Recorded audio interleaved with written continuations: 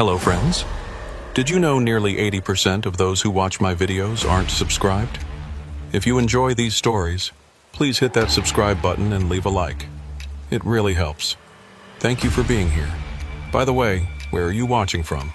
Let me know in the comments. What you're about to hear happened to a trucker named Ronan Keltner during an ice storm that turned a routine delivery into something he still can't fully explain.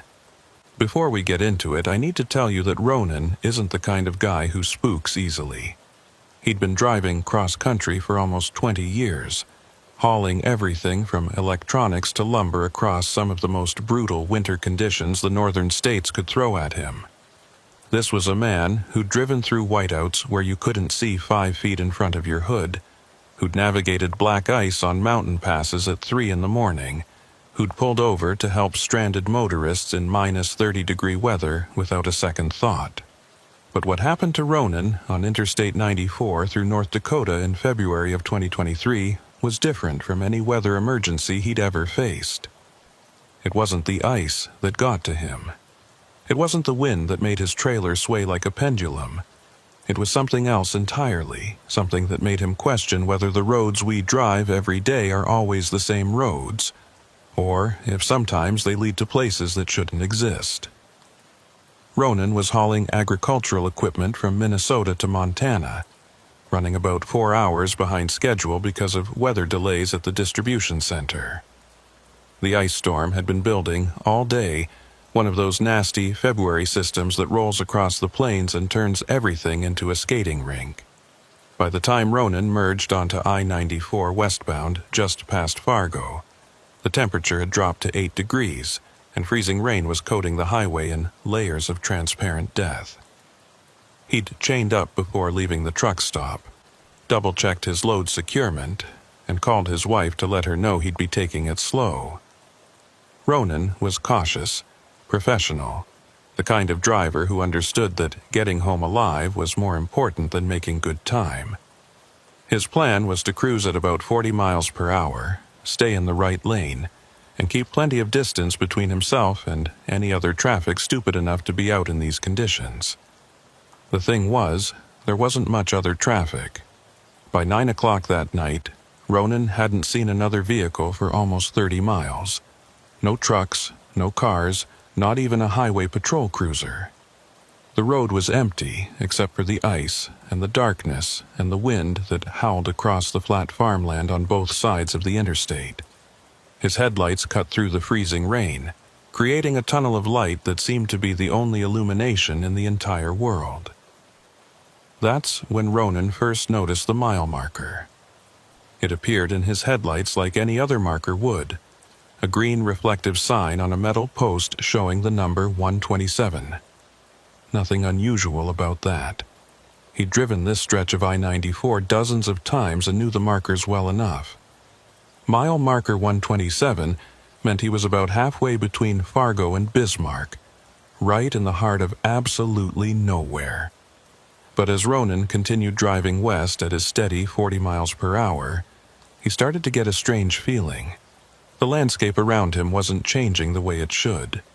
He'd been watching a distinctive cluster of grain silos off to his right, maybe a quarter mile from the highway. Those silos should have disappeared behind him after a minute or two of driving. Instead, they seemed to be keeping pace with his truck, staying at the same distance no matter how far he traveled. Ronan shook his head and blamed it on the weather conditions. Ice storms could play tricks on your depth perception, make distances seem different than they actually were. He focused on the road ahead and tried to ignore the silos, but then he saw the mile marker again. Mile marker 127, appearing in his headlights exactly as it had before. Same green reflective surface, same metal post, same number. He checked his odometer. According to the trip meter, he'd traveled 2.3 miles since he first saw marker 127. But here it was again, or at least another marker with the same number. Ronan slowed down even more, down to about 30 miles per hour, and studied the marker as he passed it. There was nothing unusual about it, Nothing that would explain why he was seeing it twice. Maybe it was a mistake by the highway department, Ronan thought. Maybe someone had installed 2 markers with the same number by accident. It happened sometimes. Bureaucratic errors that created duplicate signs. But as Ronan continued driving, he saw the marker again. And again. Every time his trip meter showed he'd traveled about 2 miles, mile marker 127 would appear in his headlights. Ronan's hands tightened on the steering wheel. This wasn't right. This wasn't a bureaucratic error. He'd driven this highway enough times to know that the mile markers were properly spaced and correctly numbered. Something else was happening, something that didn't follow the normal rules of distance and geography. He tried his CB radio, cycling through the channels to see if there were any other drivers in the area. Channel 19 was usually busy even in the middle of the night. Truckers talking about weather conditions and road hazards and truck stop coffee. But tonight the radio was completely silent except for occasional bursts of static that almost sounded like voices if you listened close enough. Ronan keyed his microphone. "This is westbound driver at mile marker 127 on I-94 in North Dakota. Anyone out there copy?" Nothing but static. He tried again on channel 17, then channel 9. Same result. It was as if every other driver in the world had simply vanished, leaving Ronan alone on an empty highway that led nowhere. That's when Ronan noticed the exit sign. It appeared suddenly in his headlights, one of those small blue signs that indicates a rest area or service road. The sign showed an arrow pointing to the right and the words, "Scenic Overlook, 1 mile." Ronan had driven this stretch of I-94 countless times and had never seen a scenic overlook anywhere near mile marker 127. This was flat farmland, nothing scenic about it. No reason for an overlook. But the sign was there, as real and solid as any other highway sign. Ronan's first instinct was to ignore it and keep driving. But as he approached what should have been the exit ramp, he saw something that made him reconsider. There were tire tracks in the fresh ice and snow, recent tracks that led from the highway onto the exit ramp. Someone else had taken this exit within the past hour or 2, recently enough that the tracks hadn't been completely covered by the falling ice. Ronan made a decision that he would question for the rest of his life. He turned onto the exit ramp, following the tire tracks. Maybe whoever made those tracks had found a place to wait out the storm. Maybe there was a rest area or a truck stop that Ronan had somehow forgotten about. Or maybe, and this thought made his stomach tighten, there was someone in trouble who had taken this exit looking for help. The exit ramp curved to the right, leading away from the interstate and into darkness. Ronan's headlights showed a 2-lane road that had been recently plowed, the snow and ice pushed to the sides in neat banks. The road surface was still treacherous, but it was passable. The tire tracks continued ahead, leading deeper into the darkness. Ronan drove slowly, watching his mirrors to keep the interstate in view. But as the exit ramp curved, the highway disappeared behind him, hidden by the terrain and the curtain of freezing rain. Within a minute, Ronan couldn't see the interstate at all. He was on a road that didn't appear on any map, following tire tracks that might belong to another lost driver, or might belong to something else entirely. The road continued for about 2 miles, winding through farmland that looked wrong in the glow of Ronan's headlights. The fields were covered in ice and dead vegetation, but there was something off about the patterns. The furrows in the fields didn't run in straight lines like they should. Instead, they curved and spiraled in ways that made no agricultural sense. The fence posts along the road were tilted at odd angles, as if the ground beneath them had shifted or settled unevenly. Then, Ronan saw the building. It appeared suddenly as he crested a small hill, a structure that looked like a combination of a rest area and a small truck stop.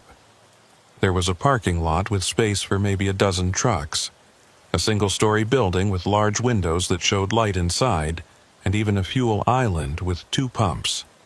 The whole place was lit up like it was open for business, warm light spilling out onto the ice-covered parking lot. But something about it felt wrong from the moment Ronan saw it. The building looked old, not just weathered, but actually outdated. The architecture was wrong for a modern rest area, more like something from the 1970s or early 1980s. The fuel pumps were old too, the kind with mechanical number wheels instead of digital displays. And the trucks in the parking lot were all older models, the kind you didn't see much on the road anymore. Ronan had pulled into the parking lot slowly, his years of experience making him cautious.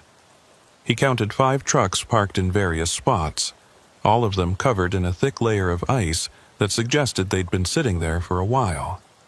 None of them had their running lights on, and Ronan couldn't see any movement inside the cabs. The trucks looked abandoned, but recent enough that they couldn't have been sitting there for more than a few hours. He parked his rig near the entrance to the building and sat for a moment, trying to decide what to do. Every instinct told him to turn around and find his way back to the interstate. But the storm was getting worse, the wind rocking his trailer despite the chains and the weight of his cargo. If this was a real rest area, it might be the smart play to wait out the worst of the storm before continuing. Ronan grabbed his flashlight and his CB radio handset, then climbed down from his cab. The cold hit him immediately. A brutal wind that carried needles of ice and cut through his heavy jacket like it wasn't there. He pulled his hood up and made his way toward the building, his boots crunching on the ice-covered asphalt. The front door was unlocked. Ronan pushed it open and stepped into warmth and light. The interior of the building looked like a time capsule from 30 or 40 years ago. There was a small convenience store section with wire rack shelves stocked with snacks and drinks, a coffee station with one of those old percolator machines, and a seating area with plastic chairs and tables that looked like they came from a 1980s cafeteria. But there was no one inside. No clerk behind the counter, no truckers drinking coffee in the seating area, no one at all. The lights were on, the coffee was brewing and filling the air with a fresh aroma. But the place was completely empty. It was as if everyone had just stepped away for a moment and would be right back. Ronan called out, "Hello? Anyone here?" His voice echoed in the empty space, but there was no response. He walked through the building, checking the restrooms and a small office area behind the counter. Everything was clean and maintained, but there was no sign of any people. That's when Ronan noticed the details that didn't add up. The products on the shelves were all brands that still existed, but the packaging was old. The candy bars had wrapper designs that had been discontinued years ago. The sodas in the cooler were in bottles that hadn't been used since the 1990s. The magazines on a small rack near the counter had dates from February of 1987. Ronan picked up one of the magazines, a trucking industry publication. The cover showed a new model truck being introduced that year, a truck that Ronan remembered seeing on the roads when he first started driving. The magazine felt real, the pages crisp and the ink still bright. It wasn't some ancient artifact that had been sitting here for decades. It felt fresh, as if it had just been delivered. He set the magazine down and walked to the coffee station. The coffee in the pot was hot and fresh, steam rising from the surface. Ronan poured himself a cup and tasted it. It was good coffee, better than the usual truck stop swill. But the whole situation was so strange that even good coffee couldn't make him relax. Ronan decided to check on the other trucks in the parking lot. Maybe the drivers were sleeping in their cabs, waiting out the storm. He walked back outside into the brutal cold and made his way to the nearest truck, an older Peterbilt that looked like it had been built in the late 1980s. The cab was dark, but Ronan could see through the windows well enough to tell that it was empty. He checked the other trucks one by one. All of them were empty, all of them covered in ice, all of them sitting silent with their engines off. The cabs were locked, but Ronan could see enough through the windows to know that there were no drivers sleeping inside. The trucks had been abandoned, or their drivers had gone somewhere that Ronan couldn't find. As Ronan was checking the last truck, a Freightliner with Montana plates, he noticed something that made his blood run cold. There was a logbook lying on the dashboard, visible through the windshield. The logbook was open to a page dated February 14, 1987. Today's date was February 14, 2023. Exactly 36 years later to the day. Ronan stood in the ice and wind, staring at that logbook and trying to make sense of what he was seeing. This truck, like all the others in the lot, looked like it had been parked recently. The ice coating the windshield was fresh, maybe a few hours old at most. But the logbook showed a date from 36 years ago. He pulled out his phone to take a picture of the logbook through the windshield, but his phone had no signal. Not unusual in rural North Dakota, but frustrating. He tried his CB radio again, keying the microphone and calling for anyone who might be listening. All he got was static, and underneath the static, something that might have been voices but was too distorted to understand. Ronan made his way back to his own truck, moving quickly through the cold.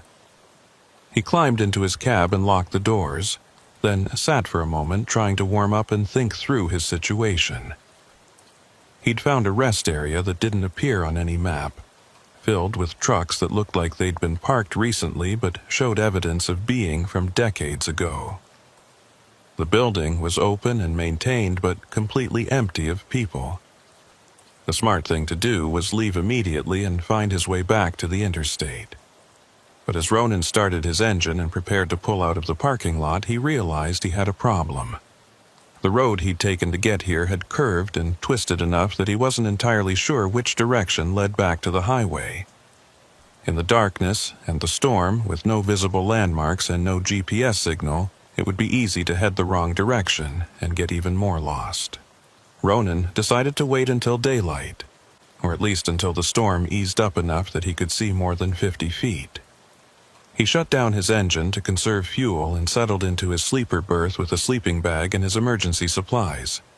Through his windshield, he could see the rest area building, its lights still burning bright in the darkness. As Ronan tried to rest, he became aware of sounds outside his truck. At first, he thought it was just the wind and the ice, the normal sounds of a winter storm.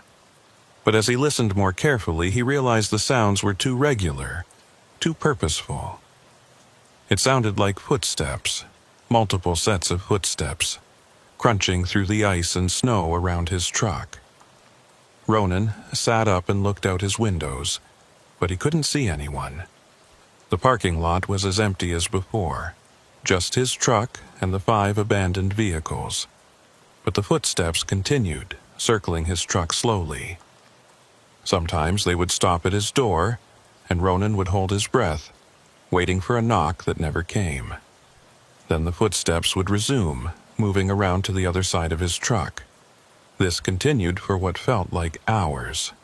Ronan sat in his sleeper berth, listening to invisible footsteps circle his truck in the darkness.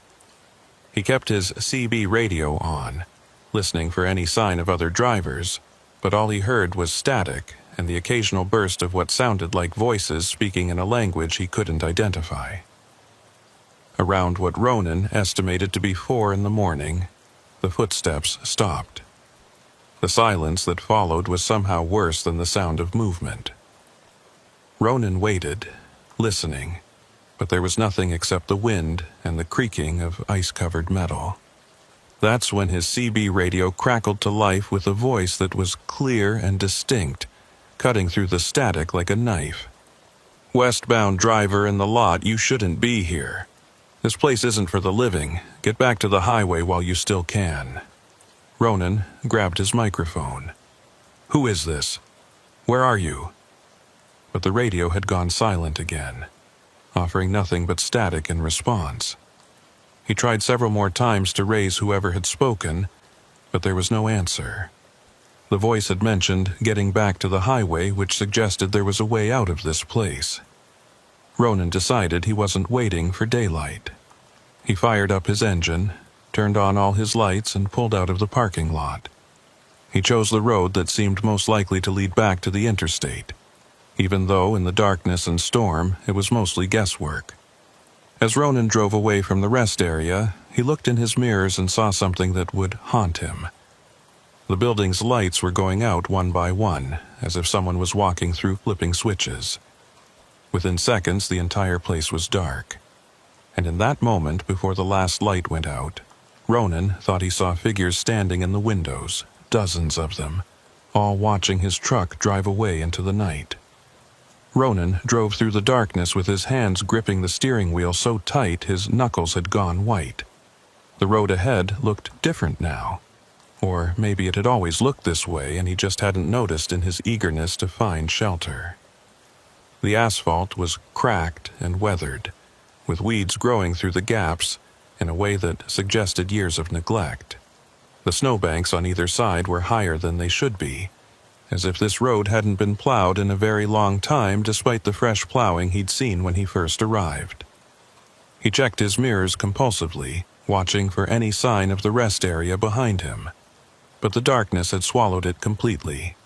No lights, no building, nothing but the black void of a winter night on the plains. Ronan's speedometer showed he was doing about 35 miles per hour, a reasonable speed for the conditions. But something felt off about the way his truck was moving, as if the road beneath him wasn't quite solid, or the laws of physics weren't working the way they should. The road twisted more than Ronan remembered. When he'd driven in, it had been a fairly straight route with just a few gentle curves. Now, it seemed to wind back and forth like a snake, each turn revealing nothing but more darkness and more road ahead. Ronan's fuel gauge showed he'd burned about a quarter tank since leaving the rest area, which was impossible. He should have used maybe a gallon or two at most. After what felt like an hour of driving, Ronan still hadn't found the interstate. The road just kept going, leading him through a landscape that seemed to shift and change every time he looked at it.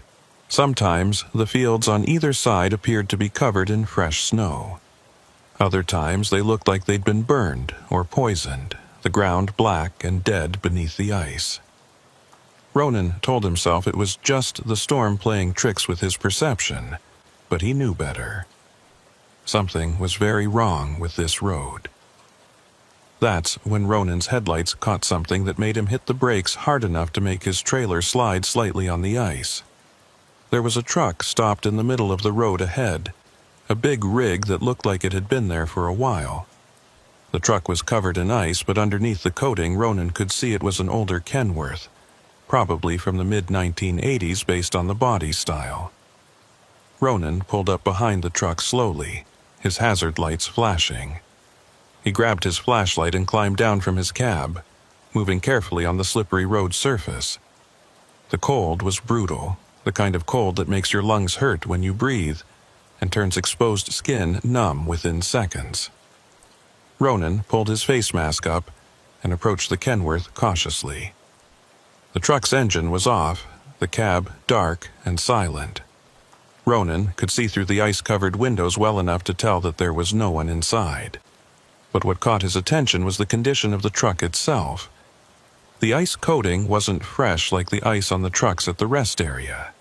This was old ice, thick and crystalline, the kind that forms over days or weeks of exposure to sub-freezing temperatures. Ronan walked around the truck, his flashlight beam cutting through the falling snow and ice. The trailer was a standard dry van, its doors closed and sealed. The license plate was from North Dakota, but the registration tags were expired. According to the little sticker on the plate, they'd expired in February of 1987. Ronan tried the driver's door and found it unlocked. He pulled it open with some effort, the ice cracking and falling away in chunks. The interior of the cab was frozen solid, frost covering every surface in elaborate crystalline patterns. The seats were stiff with cold, the dashboard glazed with ice. But what made Ronan's stomach drop was what he found sitting on the passenger seat. It was a logbook, opened to a page that showed entries for February 13th and 14th of 1987. The handwriting was neat and precise, each entry carefully documenting miles traveled and time spent driving. The last entry was dated February 14th, 1987, at 11:47 p.m. The location was listed as mile marker 127, I-94 westbound. The note section said simply, "Found scenic overlook exit. Taking shelter from storm." Ronan's hands were shaking as he photographed the logbook page with his phone, even though he still had no signal. He needed evidence of this, something to prove he wasn't losing his mind. The date, the location, the note about the scenic overlook. It all matched his own experience exactly. But this logbook was from 36 years ago. Ronan looked more carefully around the cab and found other items that told a story. There was a thermos in the cup holder, frozen solid. A CB radio microphone hanging from its clip, the cord stiff with ice. A family photo tucked into the sun visor, showing a man in his 30s with a woman and 2 young children. The photo was faded but still visible beneath a layer of frost. On the dashboard, partially covered by ice, was a business card. Ronan carefully scraped away the frost and read the name printed there. Dalton Cresthaven, independent hauler. There was a phone number with a North Dakota area code and an address in Bismarck. Ronan climbed down from the Kenworth and stood in the road, trying to process what he'd found. This truck had been here since 1987, or at least the evidence suggested it had. The driver, presumably Dalton Cresthaven, had taken the same exit Ronan had taken, found the same rest area, and then somehow ended up abandoned on this road with no explanation for where he'd gone. Ronan tried his CB radio again, keying the microphone with numb fingers. "This is westbound driver on service road near mile marker 127. I've found an abandoned truck, older Kenworth. Appears to have been here for a long time. If anyone can hear me, I need information about a driver named Dalton Cresthaven. Please respond." The static on the radio shifted and changed, and for a moment Ronan thought he heard voices. They were faint and distorted, like they were coming from very far away, or from a different time entirely. He strained to make out the words, but they were just beyond comprehension. Then, suddenly, a voice came through clearly. "Ronan Keltner." The voice knew his name. It was a woman's voice, professional and calm, with the slight accent of someone who'd grown up in the upper Midwest. "This is Highway Patrol Dispatch. We've been trying to reach you. What is your current location?" Ronan felt a surge of relief wash over him. Finally, contact with the outside world. "Dispatch, this is Ronan Keltner. I'm on a service road somewhere near mile marker 127 on I-94. I took an exit for a scenic overlook during the ice storm, and I've been trying to find my way back to the highway. I found an abandoned truck here, a Kenworth that appears to have been sitting for a very long time." There was a pause on the other end, long enough that Ronan wondered if he'd lost the connection. Then the voice came back, and this time it sounded different somehow. Less certain, more careful. "Ronan, we don't show any service roads or scenic overlooks near mile marker 127. Can you describe what you're seeing around you?" Ronan looked around at the dark landscape, the ice-covered road, the abandoned Kenworth sitting silent in his headlights. "I'm on a 2-lane road, paved but in poor condition, heavy ice and snow. I found a rest area about an hour ago, looked like it was from the 1980s. Now I'm on this road trying to find the interstate, and I've come across this abandoned truck." Another long pause. When the dispatcher spoke again, her voice had taken on a tone that Ronan couldn't quite identify. Concern, maybe, or something deeper than that. "Ronan, I need you to listen to me carefully. My name is Maeve Lorrigan. I'm the senior dispatcher for this district, and I've been doing this job for 15 years. We get calls like yours maybe once every few years. Drivers who take an exit near mile marker 127 and find themselves on roads that don't exist on any map. Ronan's throat went dry. What do you mean, roads that don't exist? I mean exactly that. Maeve's voice was steady, professional, but Ronan could hear the undercurrent of something else. The scenic overlook exit you took hasn't existed since the highway department closed it in 1987. There was a rest area there, exactly like you described, but it was demolished over 30 years ago after several drivers disappeared in the area. The exit ramp was removed, the road was torn up, and the whole area was fenced off. Ronan looked at the abandoned Kenworth in front of him, at the logbook entry dated February 14, 1987. The pieces were starting to come together in a way that made his skin crawl. The truck I found belongs to someone named Dalton Cresthaven. According to his logbook, he took the scenic overlook exit on February 14, 1987. That was the last entry. The silence on the other end of the radio lasted so long that Ronan thought he'd lost the connection again. When Maeve spoke, her voice was quiet, almost reverent. Dalton Cresthaven was one of the drivers who disappeared. His truck was never found. The investigation concluded that he'd probably gone off the road during the ice storm and ended up in a location where the wreckage couldn't be seen from the highway. But they searched for weeks and never found anything. Ronan felt the cold seeping deeper into his bones, and it had nothing to do with the temperature outside his truck. Maeve, I'm looking at his truck right now. I'm looking at his logbook. He's not here, but the truck is. And I need to know how to get out of here before whatever happened to him happens to me. Listen to me very carefully, Ronan. Maeve's voice had taken on an urgency that cut through the static and the wind. Every driver who's called in from that area has described the same things you're seeing. The rest area that shouldn't exist. The abandoned trucks. The roads that lead nowhere. Most of them find their way back to the interstate eventually. But not all of them. And the ones who don't come back, we never find their trucks either. So, what do I do? Ronan heard the edge of panic in his own voice and fought to control it. Panic got you killed on the road. Staying calm, thinking clearly, that's what kept you alive. The drivers who made it back all said the same thing. Maeve's words came slowly, as if she was choosing them very carefully. They stopped trying to find the interstate, and instead followed the road wherever it led. Eventually, they found their way back. It's like the road wants you to complete a journey before it lets you leave. I know that sounds crazy, but it's the only consistent pattern we've found. Ronan looked at the road stretching ahead into darkness, then back at Dalton Cresthaven's frozen truck. And what about the drivers who didn't make it back? What happened to them?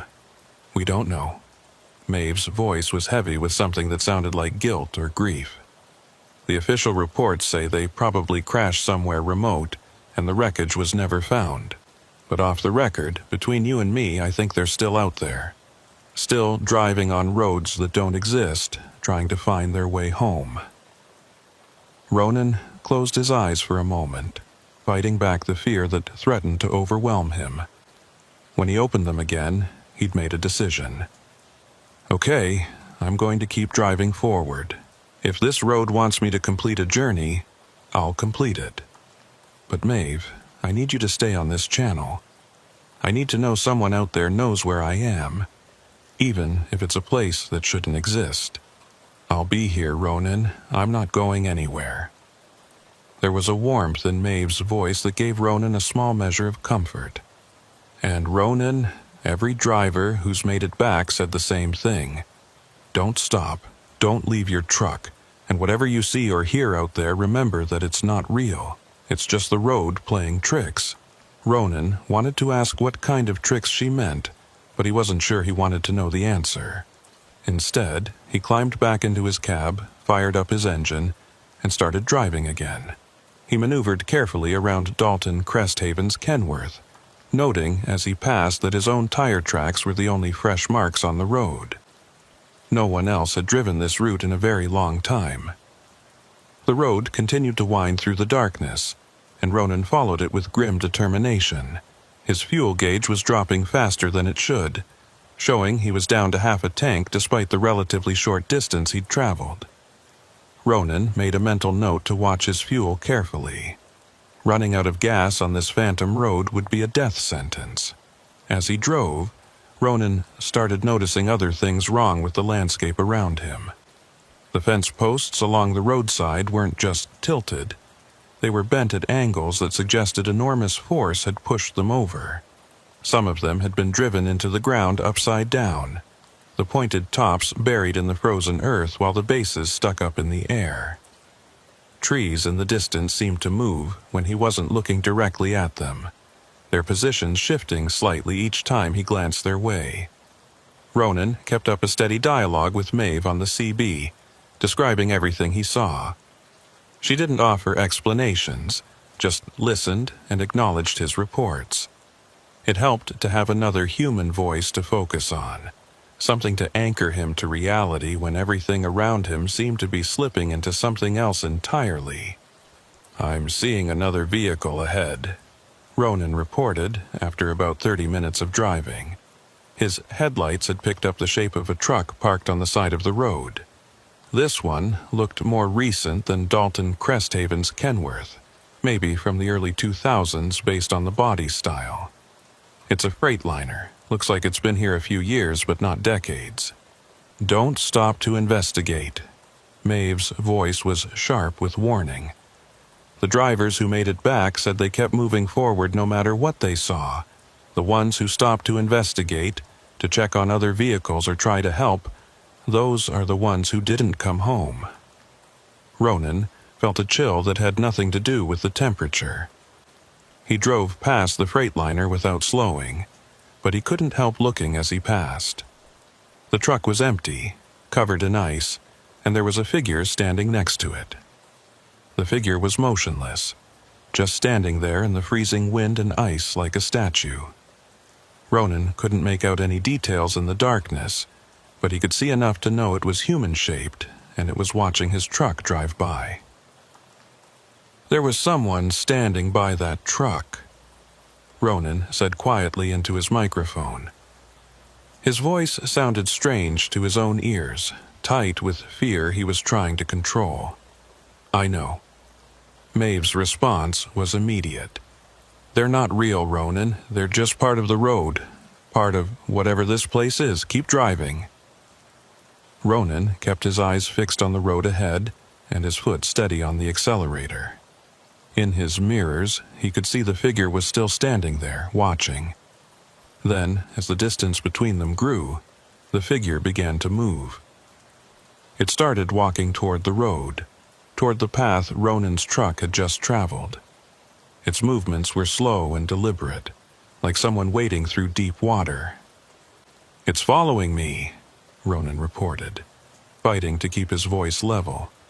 "The figure by the Freightliner. It's walking onto the road behind me." "Don't look back," Maeve said firmly. "Focus on what's ahead. The road will try to distract you, try to make you stop or turn around. You have to keep moving forward." Ronan forced himself to look away from his mirrors and concentrate on the road ahead. His truck's systems were all functioning normally, the engine running smooth despite the cold and the bizarre circumstances. Whatever was happening to him, it wasn't affecting his truck's mechanical systems. That was something to hold on to, a piece of normality in a situation that was anything but normal. The road began to climb, rising up a long grade that shouldn't have existed on the flat North Dakota plains. Ronan shifted down and his engine growled as it pulled the heavy trailer up the incline. At the top of the grade, he could see lights in the distance. Not the harsh white of modern LED streetlights, but the softer yellow glow of older sodium vapor lamps. "I see lights ahead," Ronan reported. "Looks like it might be a town or another truck stop." "Describe what you see," Maeve's voice was tense with anticipation or worry. Ronan squinted through his windshield as he crested the hill and got a better view. It's a small town, maybe a dozen buildings. Old-style architecture looks like something from the 1950s or 60s. Main Street layout with buildings on both sides of the road. The lights are on, but I don't see any movement, no cars, no people. That's good, Maeve said, and Ronan could hear the relief in her voice. Several of the drivers who made it back reported seeing a town. They said they drove straight through without stopping, and shortly after that they found themselves back on the interstate. You're getting close, Ronan. Just keep going. Ronan's fuel gauge was showing a quarter tank remaining, which worried him. But if Maeve was right about being close to the end of this nightmare, he should have enough to make it. He maintained his speed as he approached the town, his headlights illuminating the old buildings that lined the main street. The town looked like it had been frozen in time. There was a gas station with pumps that had mechanical number wheels instead of digital displays. A diner with a neon sign that flickered in shades of pink and blue. A movie theater marquee advertising films that Ronan vaguely remembered from his childhood. Everything looked real and solid, but there was no one there. The streets were empty, the buildings dark despite the lights that burned in their windows. As Ronan drove through the town, he noticed details that made his skin crawl. The cars parked along the main street were all from the same era as the buildings, models from the 1950s and 60s. But they were covered in ice and snow, abandoned just like the trucks he'd seen on the road. The storefronts displayed merchandise that looked fresh and new, but when Ronan looked closer he could see that everything was covered in a thin layer of dust, as if it had been sitting untouched for decades. I'm in the town, Ronan said quietly into his microphone. It's like a ghost town, everything here but no people. The buildings look maintained but abandoned. Keep driving, Maeve urged. Don't stop, don't get out of your truck, just pass through and keep going. Ronan was halfway through the town when he saw movement. A door to the diner opened, and figures began emerging onto the street. They moved slowly, purposefully, spreading out to block the road ahead. Ronan counted at least a dozen of them, all wearing clothing from different eras. Some were dressed in the style of the 1950s, others in the fashion of the 1980s, and a few in more recent clothing. There are people blocking the road, Ronan reported, his hands tightening on the steering wheel. They're standing in the street, not moving out of the way. Drive through them. Maeve's voice was hard and urgent. Don't slow down. Don't swerve. They're not real. Drive straight through and don't look back. Ronan's every instinct screamed at him not to drive into a crowd of people, but he remembered Maeve's words about the road playing tricks, about nothing here being real. He kept his foot steady on the accelerator and his hands firm on the wheel as his truck bore down on the figures blocking the road. At the last second, just as Ronan's bumper was about to hit the first figure, they all disappeared. One moment they were solid and real, the next they were gone like smoke. Ronan drove through the empty space where they'd been standing and kept going, his heart pounding so hard he could feel it in his throat. They're gone, Ronan said, his voice shaking despite his efforts to control it. They just vanished when I got close. Good, you did exactly right. Maeve sounded like she'd been holding her breath and had just exhaled. How's your fuel? Ronan glanced at his gauge. Quarter tank and dropping. I'm using fuel way faster than I should be. You're almost there, Maeve assured him. The other drivers said the town was the last thing they saw before they found the interstate again. Just keep your speed steady and keep driving west. Ronan left the ghost town behind and found himself on a road that looked more normal than anything he'd seen since taking that exit.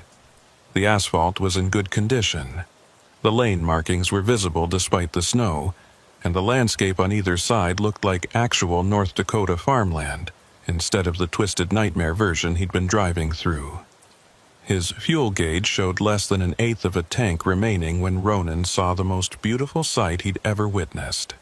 Ahead in the distance, illuminated by the first hints of dawn breaking over the horizon, was Interstate 94.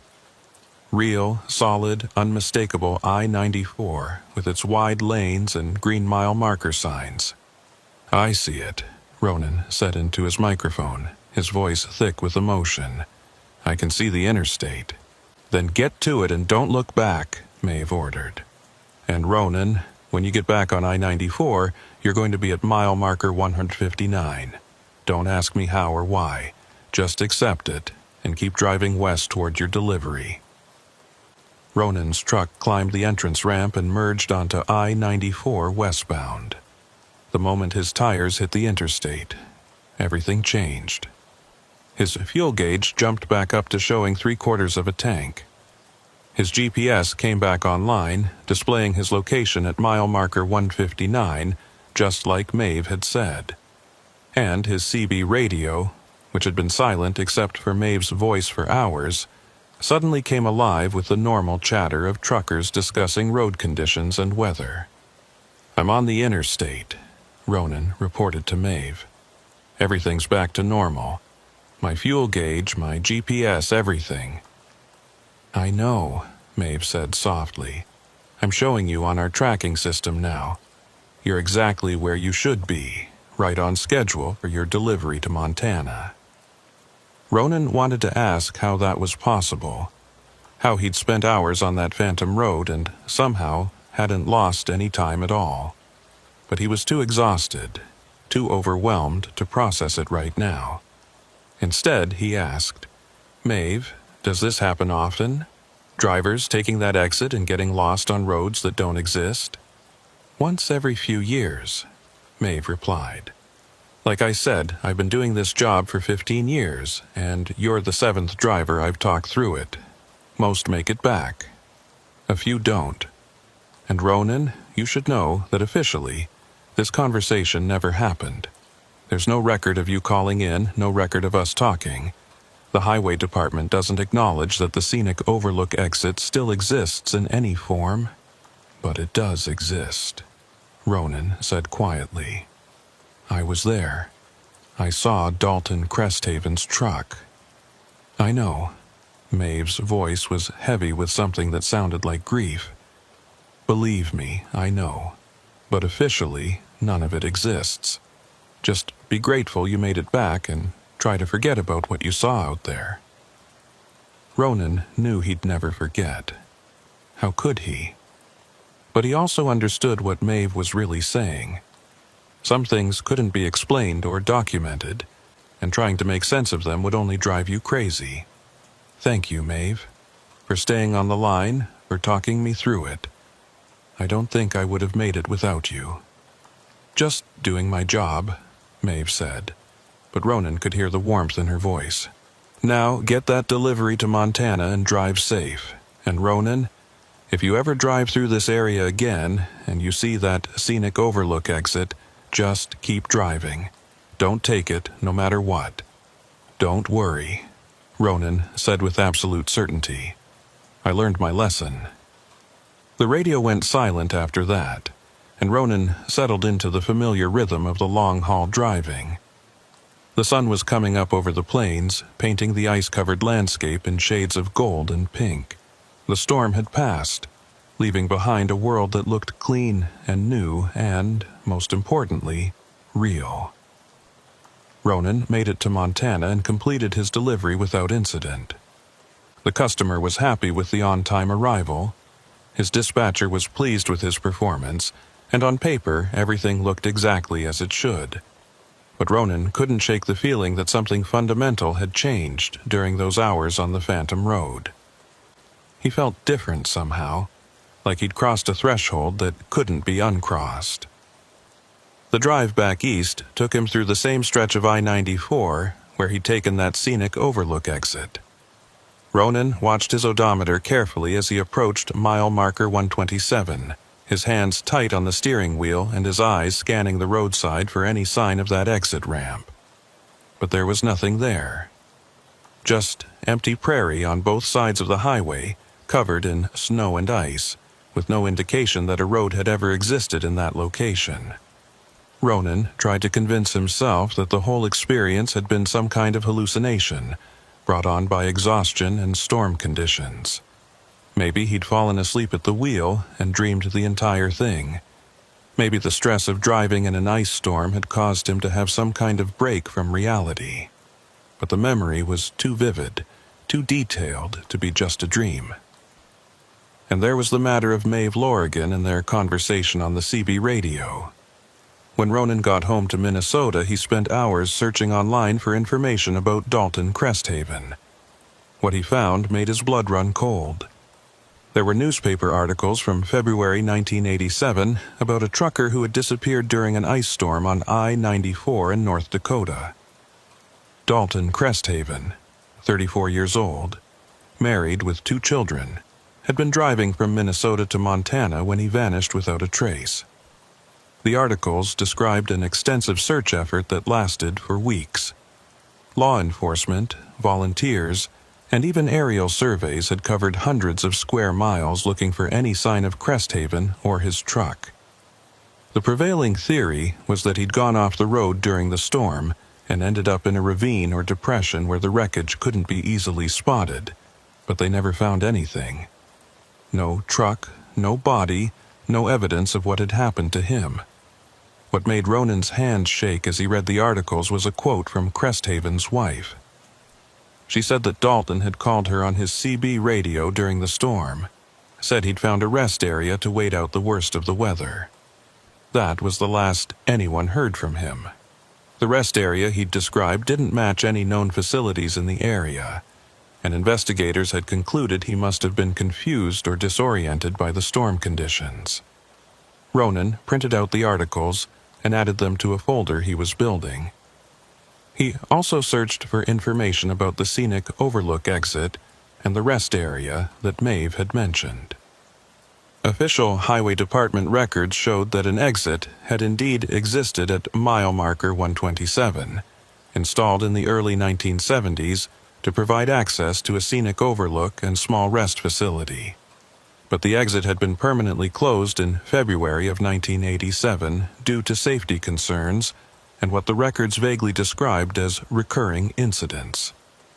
The rest area had been demolished shortly after the closure, and the exit ramp had been removed and the land restored to its natural state.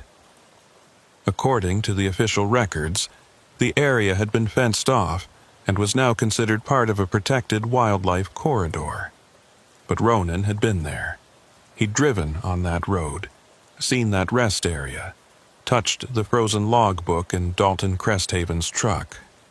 It hadn't been a hallucination or a dream.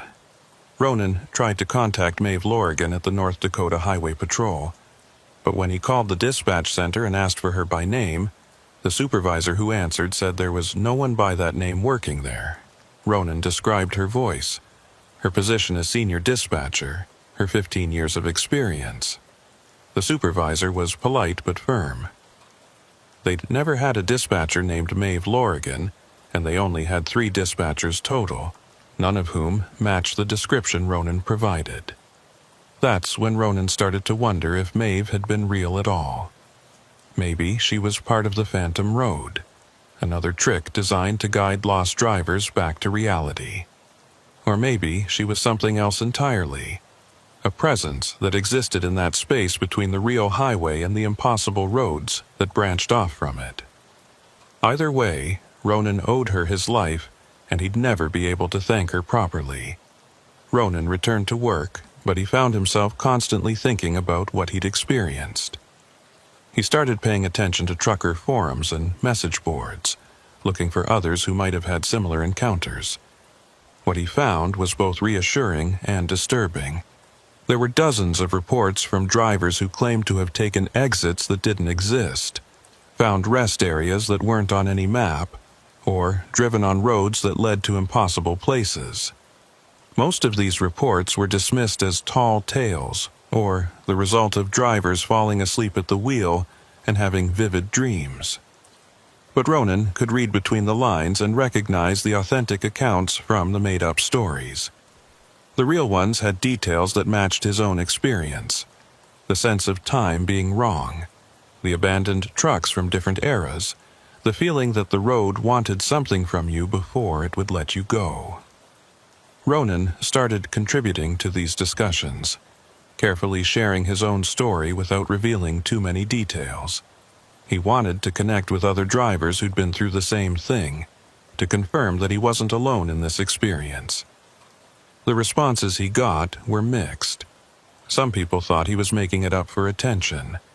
Others shared their own stories of impossible roads and phantom exits. And a few warned him to stop talking about it, to forget what he'd seen and move on with his life. One message in particular caught Ronan's attention. It came from someone using the screen name NightDriver87, and it was sent as a private message rather than posted on the public forum.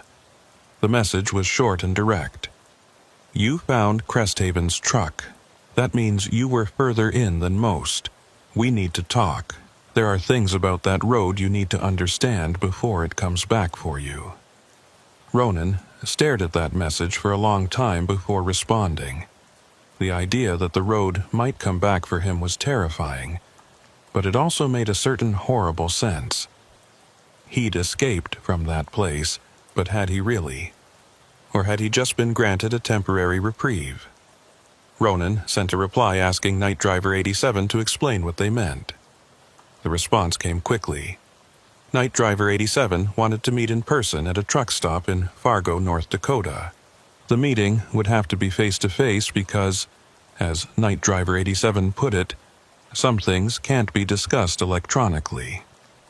Ronan agreed to the meeting, driven by a need to understand what had happened to him and what might still be coming. 2 weeks after his experience on the Phantom Road, Ronan found himself sitting in a booth at a truck stop restaurant in Fargo, nursing a cup of coffee and watching the door.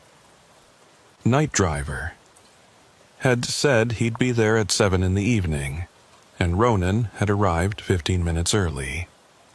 The truck stop was busy with the usual mix of professional drivers, tourists, and locals grabbing a quick meal.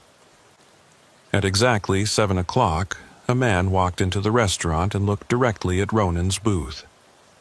He was in his late 50s with weathered features and the kind of careful, economical movements that came from years of living in truck cabs and adapting to limited space.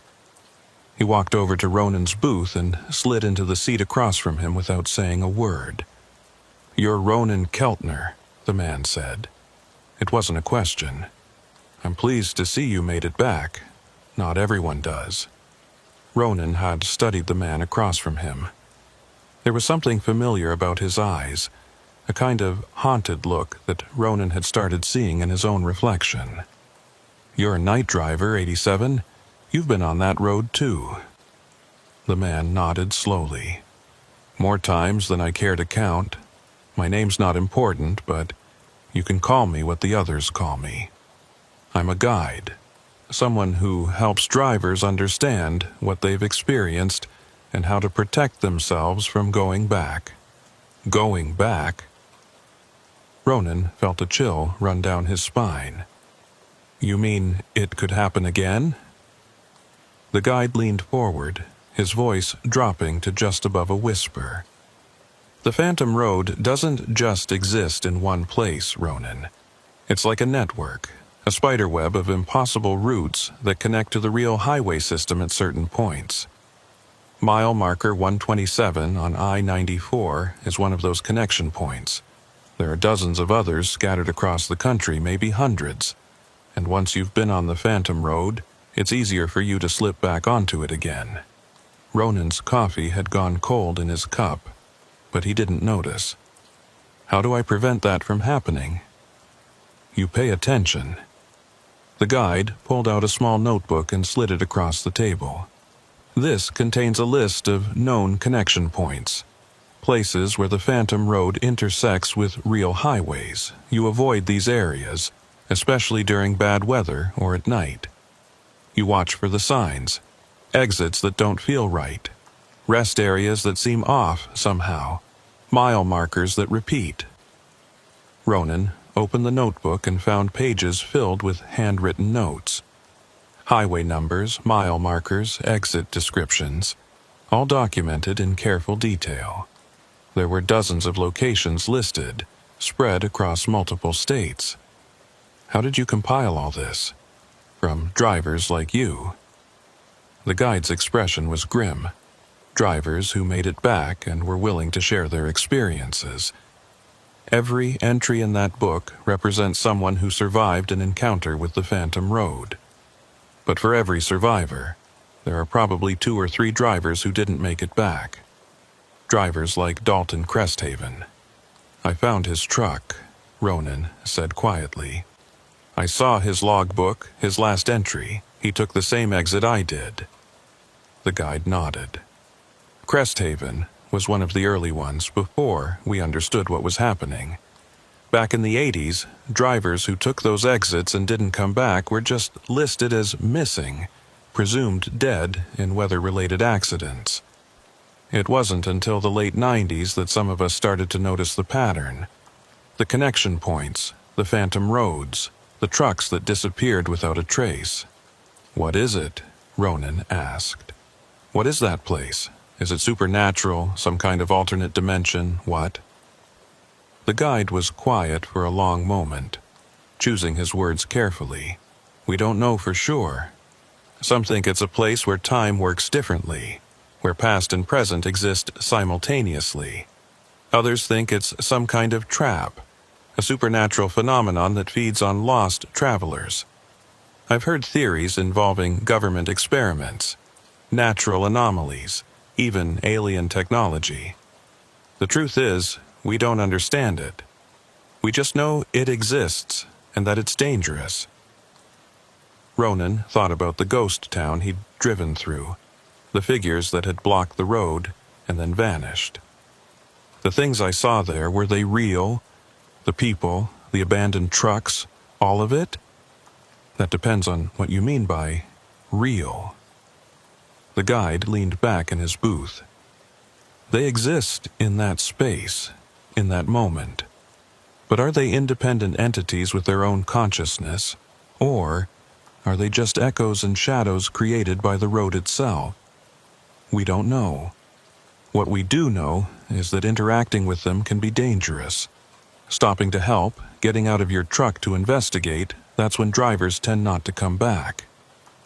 Maeve told me the same thing, Ronan said. The dispatcher who talked me through it. She said to keep driving, don't stop, don't leave the truck. The guide's eyes widened slightly. Maeve Lorigan? You talked to her? You know her, I know of her. The guide's voice had taken on a note of respect, tinged with something else. Maeve Lorigan was a highway patrol dispatcher in North Dakota. She worked that position from 1971 until 1986. She was known for being one of the best, someone who could talk drivers through any emergency with calm professionalism. But in February of 1987, during the same ice storm that claimed Dalton Cresthaven, Maeve disappeared.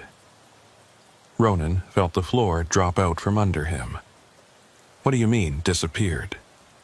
She was working her shift at the dispatch center when she took a call from a driver who'd gotten lost near mile marker 127. She stayed on the radio with him for hours, trying to guide him back to the interstate. But something went wrong. The other dispatchers said they could hear her talking, could hear the stress in her voice, but they couldn't make out what she was saying. Then, right in the middle of her shift, Maeve simply stood up and walked out of the dispatch center. She got in her car and drove west on I-94.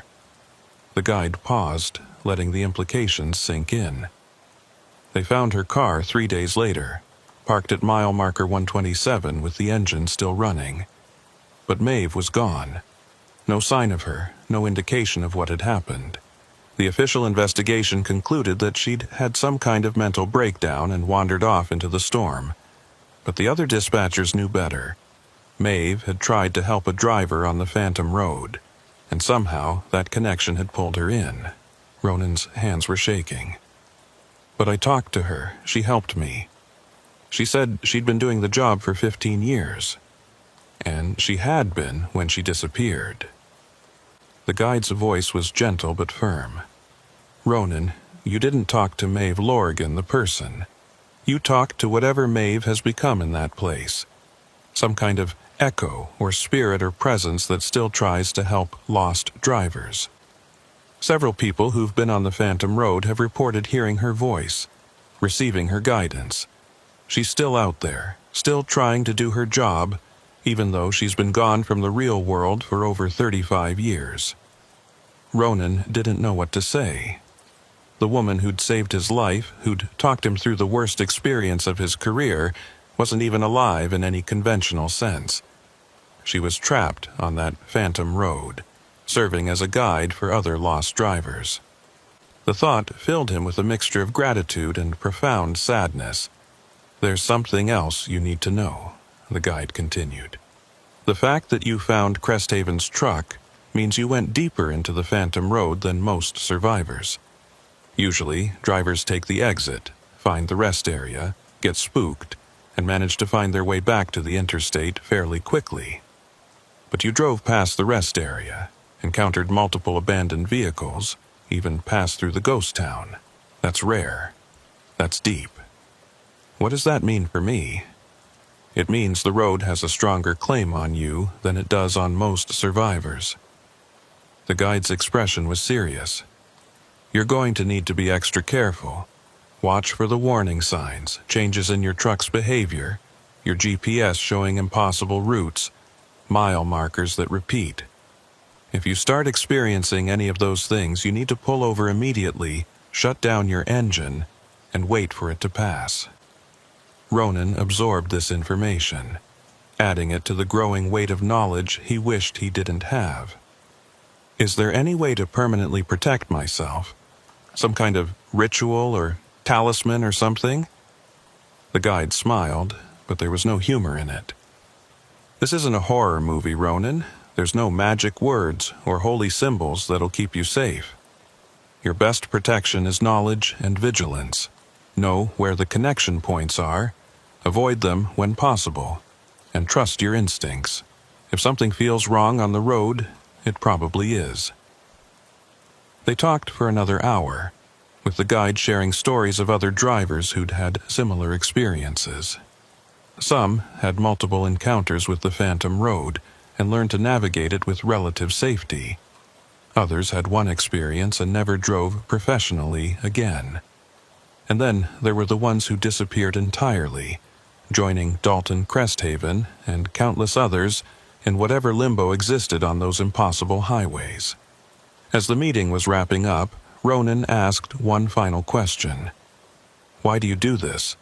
Help drivers like me compile all this information, meet with strangers to warn them.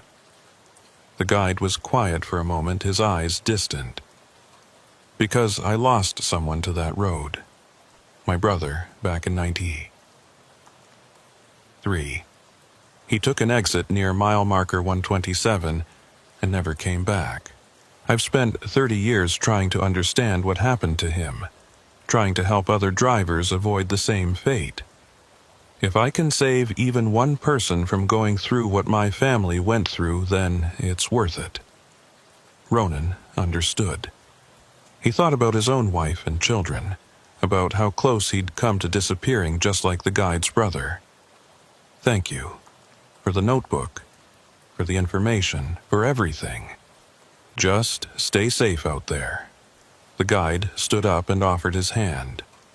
Ronan shook it, feeling the calluses and strength of someone who'd spent a lifetime on the road. And Ronan, if you ever encounter another driver who's been on the Phantom Road, help them the way I'm helping you. Pass the knowledge along. It's the only way we can fight back against whatever that place is.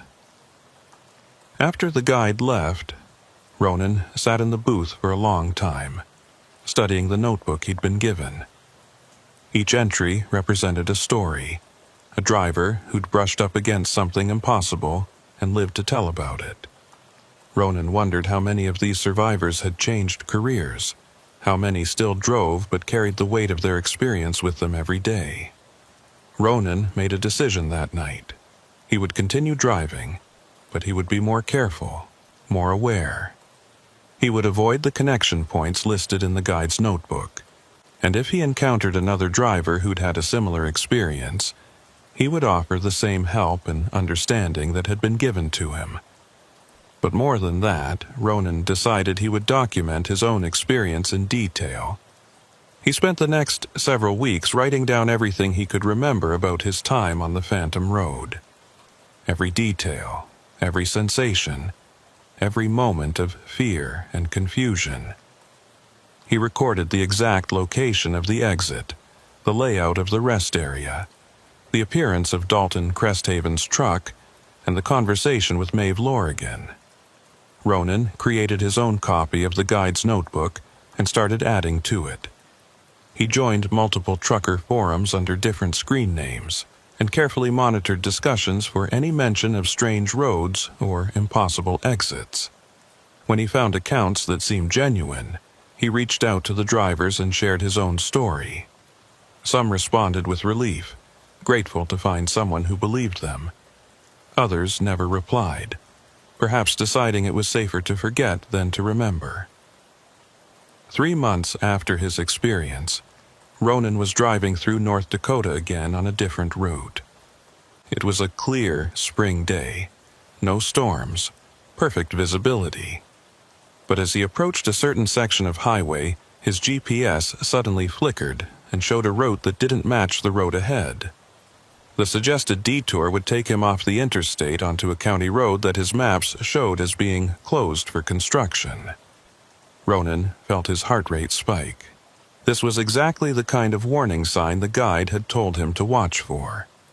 He immediately pulled onto the shoulder, shut down his engine, and waited. For the next 10 minutes, he sat in his truck and watched as his GPS continued to suggest the impossible route. Then, as suddenly as it had started, the glitch cleared and his GPS showed the correct road ahead. Ronan sat there for another 5 minutes, making sure the anomaly was truly gone. Then he restarted his engine and continued on his way, his hands slightly shaky on the wheel. The Phantom Road had tried to call him back, but he'd recognized the signs and resisted. It was a small victory, but an important one. That incident convinced Ronan that the guide had been right. The road did have a stronger claim on him now. He would need to be vigilant for the rest of his driving career, always watching for the signs that reality was starting to slip. It was an exhausting way to live, but it was better than the alternative. Ronan also started noticing other trucks on the highway that seemed wrong somehow. Older models that were too well maintained for their age. Drivers who sat perfectly still in their cabs as if they weren't really driving. Mile markers that appeared twice when he wasn't paying close attention. He couldn't be sure if these were genuine anomalies or just his heightened awareness making him see patterns where none existed. But Ronan had learned one crucial lesson from his experience. Trust your instincts. If something felt wrong, even if you couldn't explain why, it was better to be cautious than to ignore that inner warning. The Phantom Road was always out there, always waiting for drivers who weren't paying attention or who thought they were immune to its pull. Late one night, Ronan was parked at a rest area in Montana, taking his mandatory rest break. He was sitting in his cab, reading through the guide's notebook for what must have been the 100th time when his CB radio crackled to life. The voice that came through was familiar, warm and professional with that slight Midwest accent. "Ronan Keltner, this is Maeve Lorigan. I just wanted to check in. Make sure you're doing all right out there." Ronan grabbed his microphone, his heart pounding. "Maeve, is that really you?" "It's really me, or at least the part of me that still exists in this form." Her voice was tinged with something that sounded like sadness. "I heard you've been talking to the guide, learning about what happened to me. I wanted you to know that I don't regret what I did. Helping drivers like you, that's still my purpose, even if I can't do it the way I used to. "I'm sorry," Ronan said, not sure what else to say. "I'm sorry you got pulled into that place." "Don't be." Maeve's voice was firm but kind. "I made my choice. That driver I was trying to help back in 1987, he didn't make it. But I've helped dozens of others since then, including you. That has to count for something." "It does," Ronan assured her. "It counts for everything. You saved my life. And you honored that by learning to protect yourself and helping others." There was approval in Maeve's voice. "That's all any of us can do, really. Pass along the knowledge, help the next driver, keep as many people safe as we can." Ronan wanted to ask so many questions. What was it like existing on the Phantom Road? Could she ever escape? Did she have any awareness of the real world she'd left behind? But before he could formulate the words, Maeve spoke again. "I can't talk long. Maintaining this connection to the real world takes energy I don't have much of. But I wanted you to know that you're doing good work, Ronan. Keep watching out for the signs, keep helping other drivers, and stay safe out there. The road is always hungry, but knowledge and vigilance can keep you off its menu." "Thank you, Maeve, for everything." "You're welcome. And Ronan? The next time you're near mile marker 127, drive past it without looking. Don't give that place any of your attention or energy. That's the best way to keep it from pulling you back." The radio went silent after that, leaving Ronan alone with his thoughts in the darkness of the rest area. He sat there for a long time, processing the conversation and everything it implied. Maeve was still out there, still helping, still fighting against the Phantom Road in her own way. It was both comforting and deeply sad. Ronan's life settled into a new kind of normal over the following year. He continued driving professionally, hauling freight across the northern states and carefully avoiding the connection points listed in the guide's notebook. He became meticulous about route planning, always choosing highways that would keep him far from mile marker 127 and the other dangerous locations scattered across the map. But the Phantom Road was never far from his thoughts. Ronan found himself becoming the guide for other drivers who'd had similar experiences. His screen name, Night Driver 23, became known in certain circles as someone who could be trusted with impossible stories. Someone who wouldn't dismiss claims of phantom exits and roads that led to nowhere. Ronan received messages from truckers all over the country, some sharing experiences that matched his own so closely it was eerie. Others described variations, different manifestations of whatever force created the phantom roads. A driver in Oregon who'd encountered a truck stop that served food from the 1950s and wouldn't let him pay with modern currency. A woman in Texas who'd found herself driving the same 10-mile stretch of highway for 6 hours straight, unable to escape the loop until dawn broke. Each story added to Ronan's understanding, but also deepened the mystery. The Phantom Road wasn't just one anomaly in North Dakota. It was a network, a web of impossible spaces that touched the real world at specific points. And the more Ronan learned, the more he realized how little anyone truly understood about what was happening. 6 months after his conversation with Maeve at the Montana rest area, Ronan was assigned a delivery that made his stomach drop when he saw the road. The shipment was agricultural equipment going from Minnesota to eastern Montana, and the most efficient route would take him right past mile marker 127 on I-94. His dispatcher had already filed the route plan, and changing it would raise questions Ronan didn't want to answer. Ronan considered turning down the job, but he'd built a reputation for reliability, and he didn't want to damage that over what would seem like irrational superstition. He decided he would take the route, but be extra vigilant when passing through that section of North Dakota. He would drive straight through without stopping, keep his eyes on the road ahead, and not give the Phantom Road any opportunity to pull him in. The day of the delivery started normally enough. Clear weather, light traffic, good road conditions. Ronan made excellent time through Minnesota and into North Dakota, his truck running smoothly and his cargo secure. But as he approached the section of highway near mile marker 127, Ronan felt his anxiety building. His hands were sweating on the steering wheel, and he found himself checking his mirrors compulsively. Mile marker 125 passed on his right. Then 126.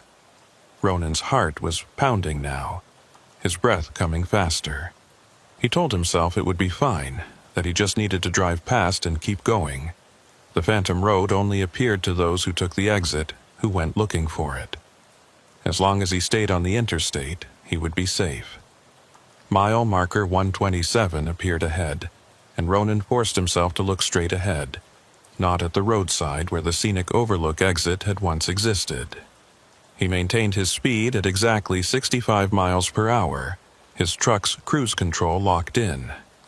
The mile marker passed on his right, just a green sign like any other. Nothing unusual, nothing wrong. But as Ronan checked his rearview mirror, he saw something that made his blood turn to ice. Behind him, clearly visible in the late afternoon sun, was an exit ramp. The scenic overlook exit was there, exactly where it shouldn't be, with a truck pulling onto it. An older model truck that Ronan couldn't quite make out clearly in the distance. Ronan's first instinct was to pull over and warn the driver on his CB, but he remembered Maeve's words about not giving the phantom road any attention or energy. He also remembered the guide's warning that the road had a stronger claim on him now. Stopping to help, getting involved, that could be exactly what the road wanted. So Ronan kept driving. He watched in his mirrors as the exit ramp and the truck disappeared behind him, swallowed by the distance and the curve of the highway. He felt like a coward for not trying to help, but he also knew that self-preservation wasn't cowardice. It was survival. Mile marker 128 passed. Then 129, Ronan allowed himself to relax slightly. He'd made it past the danger zone without incident. The phantom road had been there, had been active, but it hadn't caught him. That was something. But 20 miles later, Ronan's relief turned to confusion and then fear. His GPS showed him approaching mile marker 150, but the marker that appeared on the roadside read 127. Ronan's stomach dropped. He checked his odometer, his GPS, his position on the map. Everything showed he should be 20 miles past that marker. But there it was again, the green reflective sign showing the number that had become a source of nightmares. Ronan's mind raced through the possibilities. Had he somehow turned around without realizing it? Was his GPS malfunctioning? Or was the phantom road pulling him in despite his efforts to avoid it? He looked for the exit ramp, but saw nothing except empty prairie on both sides of the highway. The next mile marker showed 128, then 129. Ronan's GPS synced back up with the physical markers, showing him continuing west as he should be. He told himself it had been a mistake, a single marker that had somehow been labeled incorrectly. But deep down, he knew better. The phantom road had reached out for him, had made its presence known. It was a warning, or perhaps a reminder that he was never truly safe from it. Ronan completed his delivery to Montana without further incident, but the experience left him shaken. The phantom road was getting bolder, more aggressive in its attempts to reclaim him. Simply avoiding the known connection points wasn't enough anymore. The road could reach out and touch him anywhere, could make mile markers appear where they shouldn't be.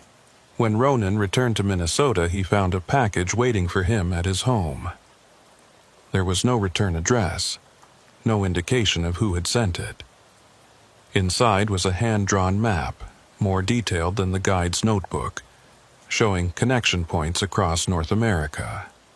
There were hundreds of them, far more than Ronan had suspected, and someone had circled several locations in red ink, with a note that read, These are becoming active. Avoid at all costs. Ronan recognized the handwriting from the guide's notebook. Apparently, the network of people tracking the Phantom Road was more organized than he'd realized. Someone was monitoring the connection points, watching for changes in their behavior. And whoever it was thought Ronan needed to know about the spreading danger. That night, Ronan couldn't sleep. He lay in bed next to his wife, listening to her breathing and thinking about all the drivers who hadn't made it home. Dalton Cresthaven and his family who never got closure. Maeve Lorigan, trapped in some liminal space between worlds, still trying to help people decades after her disappearance. The guide's brother and countless others who'd taken wrong exits and never returned. Ronan got up and went to his office, where he'd been keeping his research on the Phantom Road. He pulled out the folder with newspaper articles, printed forum posts, and his own detailed account of his experience. He'd been documenting everything, but to what end? Who would believe any of it? And even if they did, what could be done about a phenomenon that defied every law of physics and logic? As Ronan sat at his desk in the darkness, his CB radio crackled to life. He kept one in his home office, an old habit from his early days of trucking. The voice that came through was one he'd never heard before, male and urgent. This is a warning to all drivers currently monitoring this channel. The Phantom Road network is expanding. Multiple connection points activated in the past 72 hours across Montana, North Dakota, and Wyoming. If you're on the road, be vigilant. Watch for mile markers that repeat, exits that don't match your GPS, rest areas that feel wrong. The activity level is higher than we've ever recorded. Ronan grabbed his microphone. This is Ronan Keltner. Who is this? How do you know about the Phantom Road? There was a pause, then a different voice came on. This one was familiar, warm, despite the static. Hello, Ronan. It's good to hear your voice again. Maeve? Ronan's hand tightened on the microphone. What's happening? What does he mean the network is expanding? It means what it sounds like. Maeve's voice was tense in a way Ronan had never heard before. The Phantom Road has always been there, touching our world at specific points. But something's changed. New connection points are opening up, and the existing ones are becoming more aggressive about pulling in drivers. We don't know why, but the activity is accelerating. We? Ronan asked. Who's we? The ones who got pulled in and never made it back out, Maeve said quietly. We exist in the spaces between. We can see things that those in the real world can't, and what we're seeing right now is concerning. The boundary between the Phantom Road and the real highway system is getting thinner. Another voice joined the conversation, older and gravelly. Ronan Keltner, this is Dalton Cresthaven. I've heard about you from Maeve. You found my truck. Ronan has felt dizzy, his sense of reality tilting. You're alive? You've been alive this whole time? Alive isn't quite the right word, Cresthaven replied. We exist, but not the way we used to. The Phantom Road took us, but it didn't destroy us. We're part of it now. Or maybe it's part of us. The distinction doesn't matter much anymore. What matters is warning drivers like you about what's coming. More voices joined in. A chorus of drivers from different eras and different locations. Some identified themselves, others remained anonymous. But they all shared the same message. The Phantom Road was changing, growing stronger, and the number of drivers being pulled in was increasing. What can I do? Ronan asked, feeling helpless. How do I protect myself and warn other drivers without sounding insane? You keep doing what you've been doing, Maeve said. Document everything. Share information with other survivors. Build the network of living drivers who understand the danger. And most importantly, stay alert. "The Phantom Road will try for you again, Ronan. You went too deep, saw too much. It won't give up easily." The voices began to fade, static overwhelming the signal. Ronan called out for Maeve, for Cresthaven, for any of them. But the radio had gone silent again, leaving him alone in his office with nothing but the hum of electronics and the weight of impossible knowledge.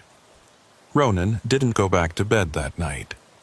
Instead, he spent the hours until dawn updating his documentation, adding the new information to his records.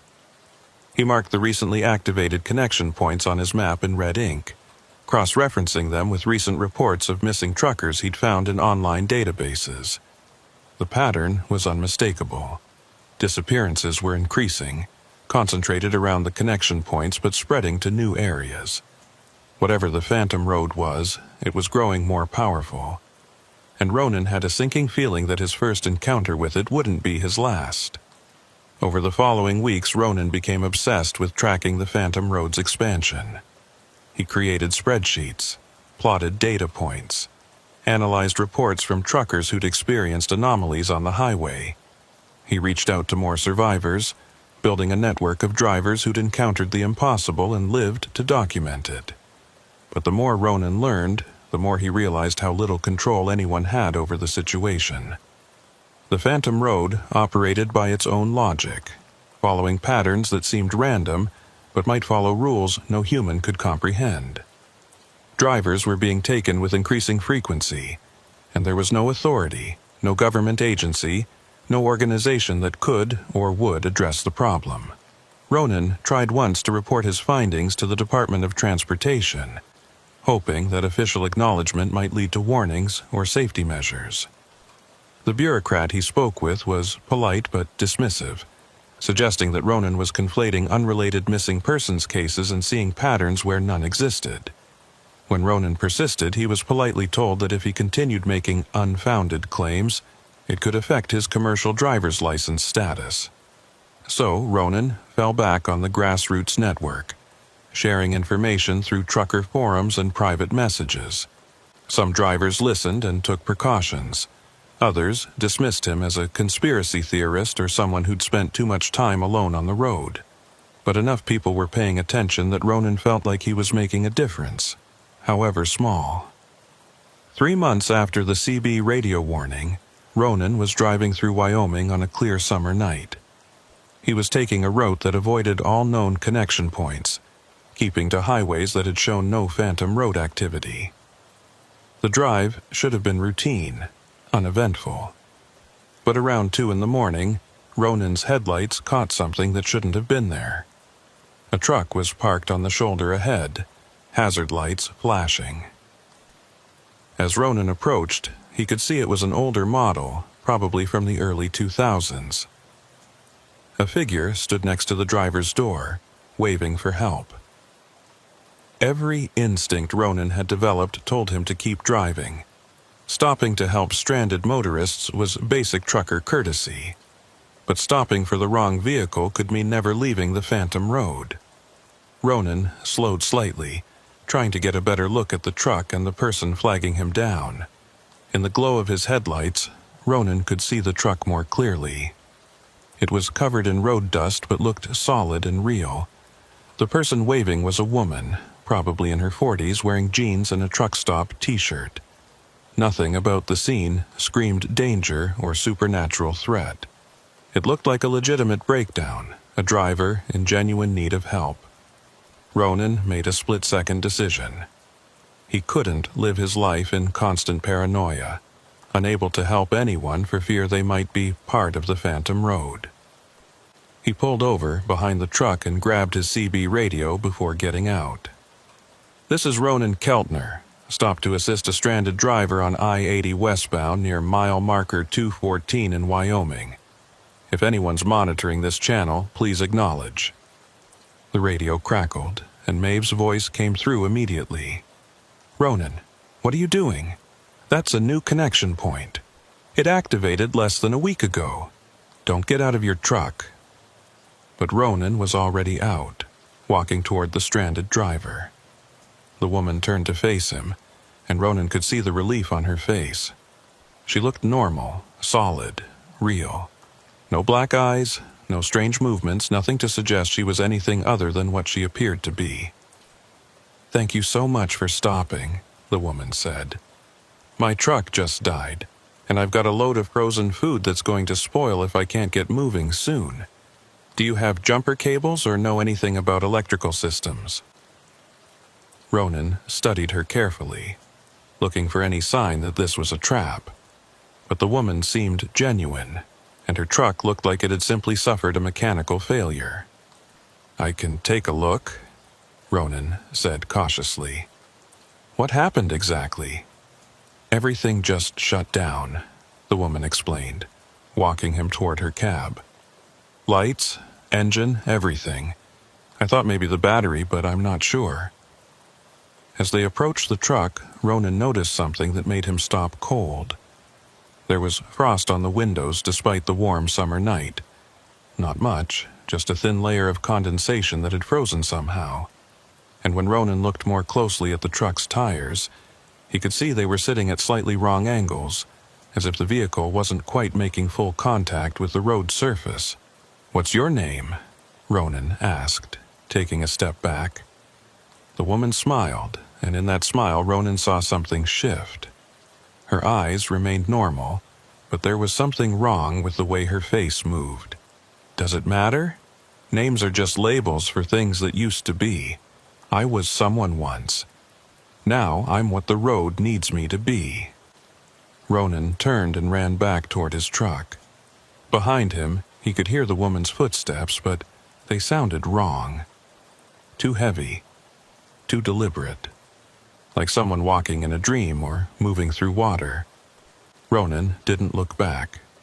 He reached his cab, climbed inside, and locked the doors. The woman was standing right outside his window now, her palm pressed against the glass. "You can't run forever, Ronan. The road knows you. It's tasted you. Sooner or later, you'll be one of us." Ronan fired up his engine and pulled away, his tires squealing on the asphalt. In his rearview mirror, he could see the woman still standing there, watching. And behind her, more figures were emerging from the darkness. Drivers who'd been taken who now served as bait for the Phantom Road's hunger. Ronan drove for 3 hours straight, putting as much distance as he could between himself and that connection point. His hands were shaking, his breath coming in ragged gasps. Maeve's voice continued to come through on his CB, talking him through it, keeping him anchored to reality. "You did the right thing, Ronan. You recognized the signs and got out of there. That's all any of us can do." "How long?" Ronan asked, his voice hoarse. "How long can I keep running from this thing before it catches me?" Maeve was quiet for a long moment. "I don't know. Some drivers manage to stay ahead of it for years. Others get pulled back in quickly. But Ronan, you need to understand something. The Phantom Road isn't evil. It's not trying to hurt you.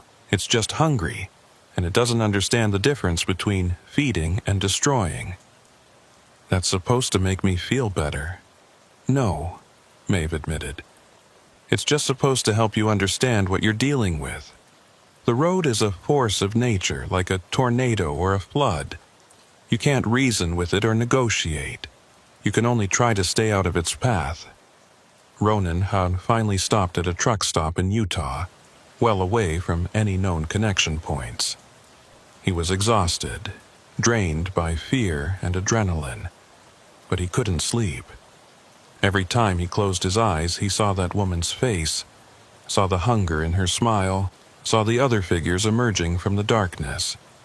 Ronan called his wife from the truck stop payphone, something he rarely did on the road. He didn't tell her what had happened, didn't want to worry her with impossible stories. He just needed to hear her voice, to be reminded that there was a normal world waiting for him when he got home. "Are you okay?" his wife asked, picking up on the strain in his voice. "You sound tired." "I'm fine," Ronan lied. "Just a long drive. I'll be home in a few days." After the call, Ronan sat in his truck and looked at the map the guide had sent him. The red circles marking active connection points seemed to be multiplying, spreading across the country like a disease. Ronan wondered how long it would be before there were no safe routes left, before the Phantom Road touched every major highway in North America. His CB radio crackled again, and this time it was a voice Ronan didn't recognize. Young, male, terrified. "Is anyone out there? I'm lost. I took an exit that I can't find my way back from. There's a rest area here, but nobody's around, and I keep seeing the same mile marker over and over. Please, someone help me." Ronan grabbed his microphone, ready to respond, to offer guidance. But before he could speak, Maeve's voice cut in. "I've got this one, Ronan. You rest. I'll talk him through it." Ronan listened as Maeve began guiding the lost driver, her voice calm and professional despite the impossibility of the situation. He wondered how many drivers she'd helped over the decades, how many she'd saved from becoming permanent residents of the Phantom Road. And he wondered how many she'd failed to save, how many voices she'd heard fade into static and silence as the road claimed them forever. Ronan completed his delivery to Utah and headed back home to Minnesota, this time taking a route that added 2 days to his trip but avoided all the high-risk areas on his map. His dispatcher complained about the inefficiency, but Ronan didn't care. Survival was more important than efficiency. When Ronan finally pulled into his driveway at home, he sat in his truck for a long time before going inside. He looked at his house, at the normal suburban neighborhood around him, at the people going about their everyday lives with no idea that impossible roads existed just beyond the edge of their awareness. Ronan knew he couldn't keep driving forever. The Phantom Road was getting stronger, more aggressive, and eventually it would catch him. The only question was when. But until that day came, he would keep documenting, keep warning other drivers, keep building the network of survivors who understood the truth. That night, Ronan added a new entry to his notebook. He documented the encounter in Wyoming, the woman who'd been bait, the figures emerging from darkness. He included every detail he could remember, knowing that someday this information might help another driver recognize the signs and escape. As Ronan wrote, his CB radio in the office crackled one more time. No words this time, just static. But underneath the static, Ronan could hear something. Voices. Dozens of them, maybe hundreds. The choir of drivers who'd been taken by the Phantom Road, who existed now in that impossible space between reality and nightmare. And somewhere in that chorus, Ronan thought he could hear his own voice, calling out from a future that might already be written. A future where he would join Maeve and Dalton and all the others, helping lost drivers from the wrong side of reality. Ronan shut off the radio and closed his notebook. Tomorrow, he would need to decide whether to keep driving or find a new career, whether the risk was worth the life he'd built around the highway. But tonight, he was home and safe, even if that safety was temporary. Outside his office window, Ronan could see the street lights of his neighborhood. Normal lights, marking normal roads, in a world that was far less normal than most people would ever know. And somewhere out there in the darkness, on highways and interstates across the continent, the Phantom Road waited. It was patient. It was hungry. And it remembered every driver who'd touched it and escaped. Ronan knew, with the certainty that comes from direct experience with the impossible, that this wasn't over. It would never really be over. The Phantom Road had tasted him once, and sooner or later it would call him back. The only question was whether he'd recognize the call before it was too late.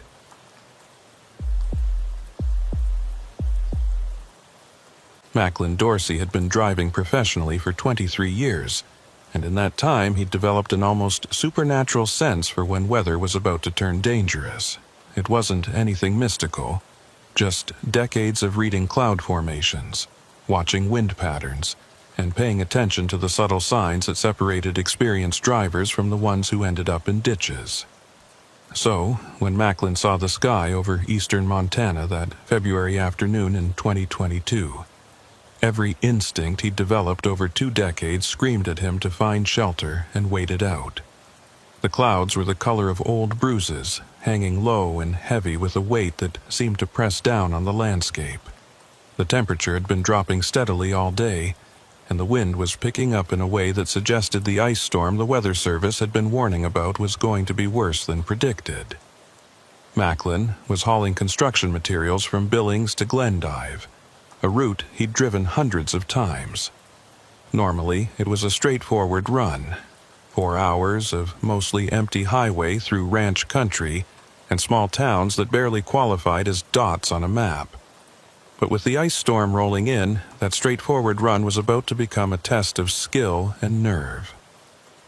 Macklin had 2 options. He could pull over at the next truck stop and wait out the storm, losing maybe 12 to 24 hours of schedule time. Or he could push through and try to make his delivery before conditions got too bad. The customer was expecting the materials for a construction project that had already been delayed by weather, and Macklin's dispatcher had made it clear that getting this load through on time was a priority. Against his better judgment, Macklin decided to push through. He had chains for his drive wheels, decades of experience driving in winter conditions, and enough confidence in his skills to think he could handle whatever the storm threw at him. It was a decision he would regret for the rest of his life. The ice started falling about 40 miles east of Billings, just as Macklin merged onto Highway 94. It wasn't the hard pellets of sleet or the soft flakes of snow, but that worst kind of winter precipitation. Freezing rain that coated everything it touched in a layer of transparent death. Within minutes, the highway transformed from a merely wet surface to a skating rink. Macklin slowed to about 30 miles per hour, his chains biting into the ice and providing just enough traction to keep his rig moving forward. The traffic around him was light, just a few cars and one other semi that Macklin could see in the distance ahead. Most people had the good sense to stay off the roads when weather looked like this. About 15 miles into the ice storm, Macklin's CB radio crackled to life with an alert from the Montana Highway Patrol. Interstate 94 was being closed due to hazardous conditions. All commercial vehicles were being directed to exit at the next available ramp and seek shelter. The closure was effective immediately. Macklin acknowledged the alert and started looking for exit signs. But he was in one of those long stretches between towns, with nothing but ranch land on both sides of the highway. The next exit wouldn't come for another 10 miles, and Macklin wasn't sure he could safely maintain his speed for that long in these conditions. That's when he saw the brake lights ahead. The semi he'd been following was slowing down, hazard lights flashing. Macklin eased off his accelerator and watched as the truck ahead started to fishtail. The driver was clearly losing control, the trailer swinging out to the left while the cab tried to maintain course. It was the beginning of a jackknife, and Macklin had seen enough of them to know how this would end. The truck ahead went fully sideways, blocking both lanes of the westbound highway. The trailer slid across the ice with an almost graceful momentum, metal shrieking against asphalt, until the whole rig came to rest at a 45-degree angle across the road. Smoke or steam was rising from somewhere around the cab, and Macklin could see the driver's door was already open. Macklin brought his own truck to a careful stop about 100 yards back from the jackknifed rig. He grabbed his CB radio and reported the accident to Highway Patrol, giving them his location and the condition of the other truck. The dispatcher acknowledged and said they'd send a trooper as soon as conditions allowed, but warned that response times were going to be delayed due to the number of accidents happening across the state. Every professional instinct Macklin had said to stay in his truck and wait for emergency services. Getting out in an ice storm, approaching an accident scene where there could be fuel spills or other hazards, that was a good way to get hurt. But Macklin could see a figure moving near the jackknifed truck, presumably the driver, and he couldn't just sit there if someone needed help.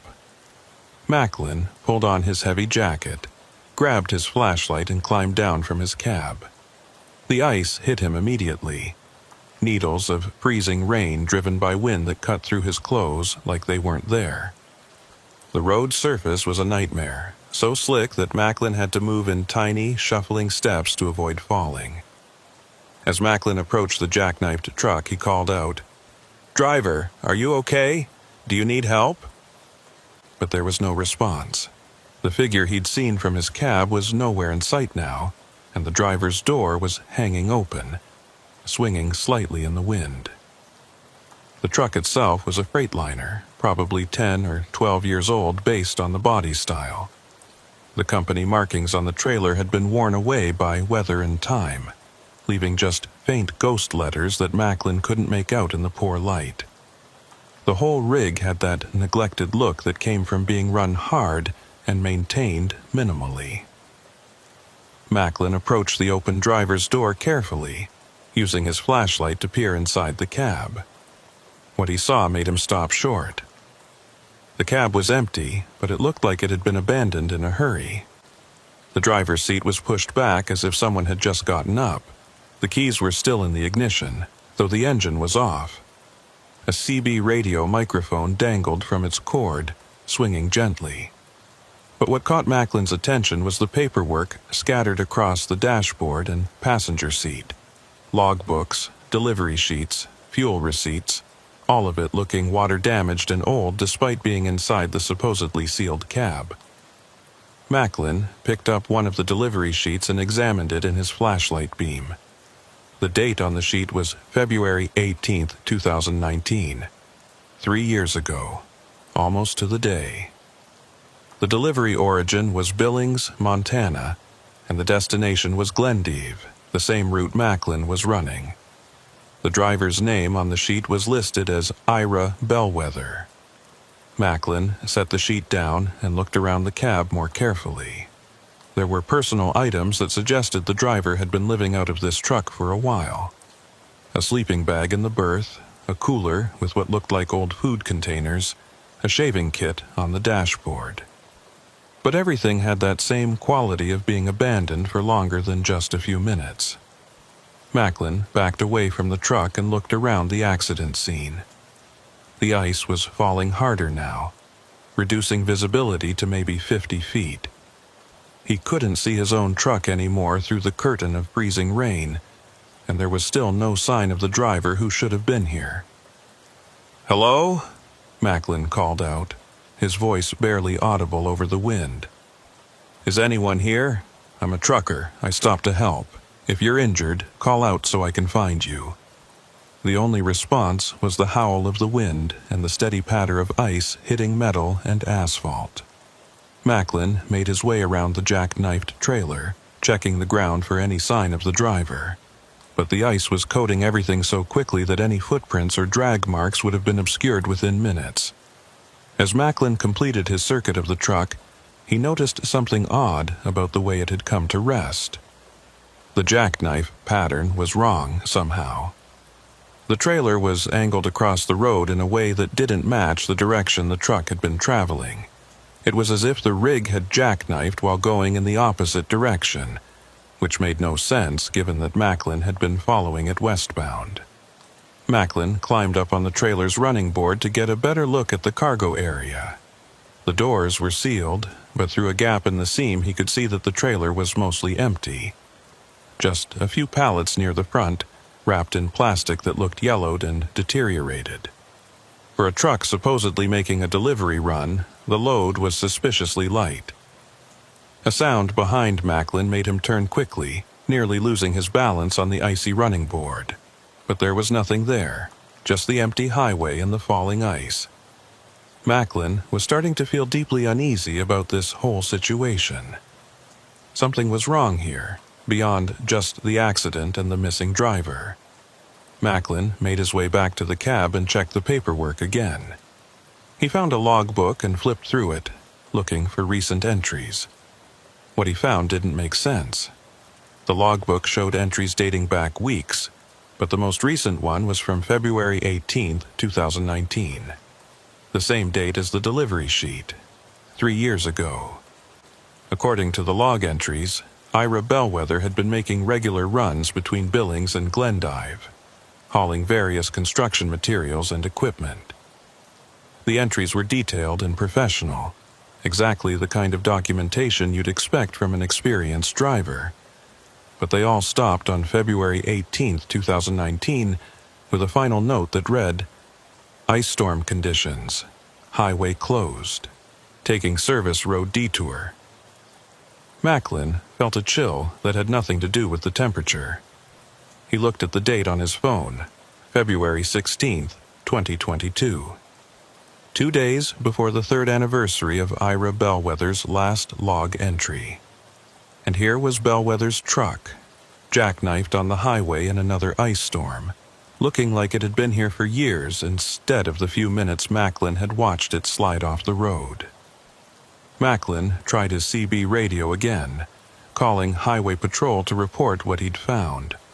But the radio was picking up nothing but static now. He tried his cell phone, but there was no signal.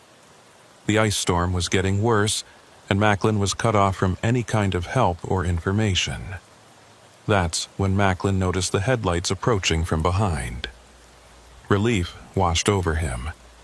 It had to be a highway patrol trooper or maybe another trucker who'd been caught by the road closure. Either way, Macklin wasn't alone out here anymore. But as the headlights got closer, Macklin's relief turned to confusion. The vehicle wasn't a patrol car or a modern truck. It was another semi, and even from a distance Macklin could tell it was old. The headlight configuration was wrong, the sound of the engine was wrong, everything about it felt like it was from a different era. The truck pulled up behind Macklin's rig and stopped. Macklin waited for the driver to emerge, but the cab remained dark and still. The engine was running, he could hear it idling, but no one got out, no hazard lights came on, no indication that the driver was preparing to help or even acknowledging the situation. Macklin walked toward the new arrival, waving his flashlight to get the driver's attention. But as he got closer, he could see that the cab appeared to be empty. The truck was running with no one behind the wheel, or at least no one Macklin could see through the ice-covered windshield. Macklin's unease was rapidly turning into fear. Nothing about this situation made sense. The jackknifed truck with paperwork from 3 years ago. The missing driver. And now this driverless truck that had appeared out of the ice storm. Macklin's rational mind tried to find explanations, but the part of him that had learned to trust his instincts was screaming at him to get back in his own truck and get away from here. As Macklin backed away from the mysterious truck, he heard an engine sound from ahead. More headlights were approaching from the west, from the direction the jackknifed truck had been traveling. Another semi, moving slowly through the ice storm, its lights cutting through the freezing rain. This truck didn't stop. It passed the accident scene at maybe 20 miles per hour, close enough that Macklin could make out the details. It was another old rig, probably from the 90s or early 2000s. And like the truck behind Macklin's rig, this one appeared to have no driver visible in the cab. Macklin stood in the middle of the highway, ice coating his jacket and hat, watching as the driverless truck disappeared into the storm ahead. His mind was racing, trying to process what he was seeing. Was he hallucinating? Had he hit his head without realizing it? Was the cold affecting his judgment? But the trucks were real. Macklin could hear their engines, see their lights, feel the vibration in the ground as they passed. This wasn't a hallucination. Something impossible was happening on this highway, and Macklin was caught in the middle of it. Macklin made a decision. He would get back in his truck, turn around if possible, and get away from this stretch of highway. Whatever was happening here, he wanted no part of it. He'd break company policy, abandon his delivery schedule, do whatever it took to get back to somewhere that made sense. But as Macklin turned to head back to his truck, he saw that his path was blocked. More trucks had appeared, at least 4 of them that he could count, all arranged in a loose circle around the accident scene. Their headlights created overlapping pools of light in the darkness, and their engines idled with a synchronized rhythm that was deeply unsettling. Macklin was surrounded by driverless trucks on an ice-covered highway in the middle of a storm, with no way to call for help and no clear path to escape. And somewhere in the back of his mind, Macklin remembered stories other drivers had told him over the years. Stories about phantom trucks and ghost convoys, about drivers who'd disappeared on lonely highways and were never seen again. Macklin had always dismissed those stories as tall tales, the kind of thing truckers told each other to pass the time during long hauls. But standing here in the ice and darkness, surrounded by impossible vehicles, Macklin was starting to think those stories might have been warnings instead of entertainment. The CB radio in the jackknifed Freightliner suddenly crackled to life, the sound cutting through the wind and ice. A voice came through, distorted and faint, but clearly trying to communicate. Macklin moved closer to the open cab door, straining to hear the transmission. "This is Ira Bellwether calling for assistance.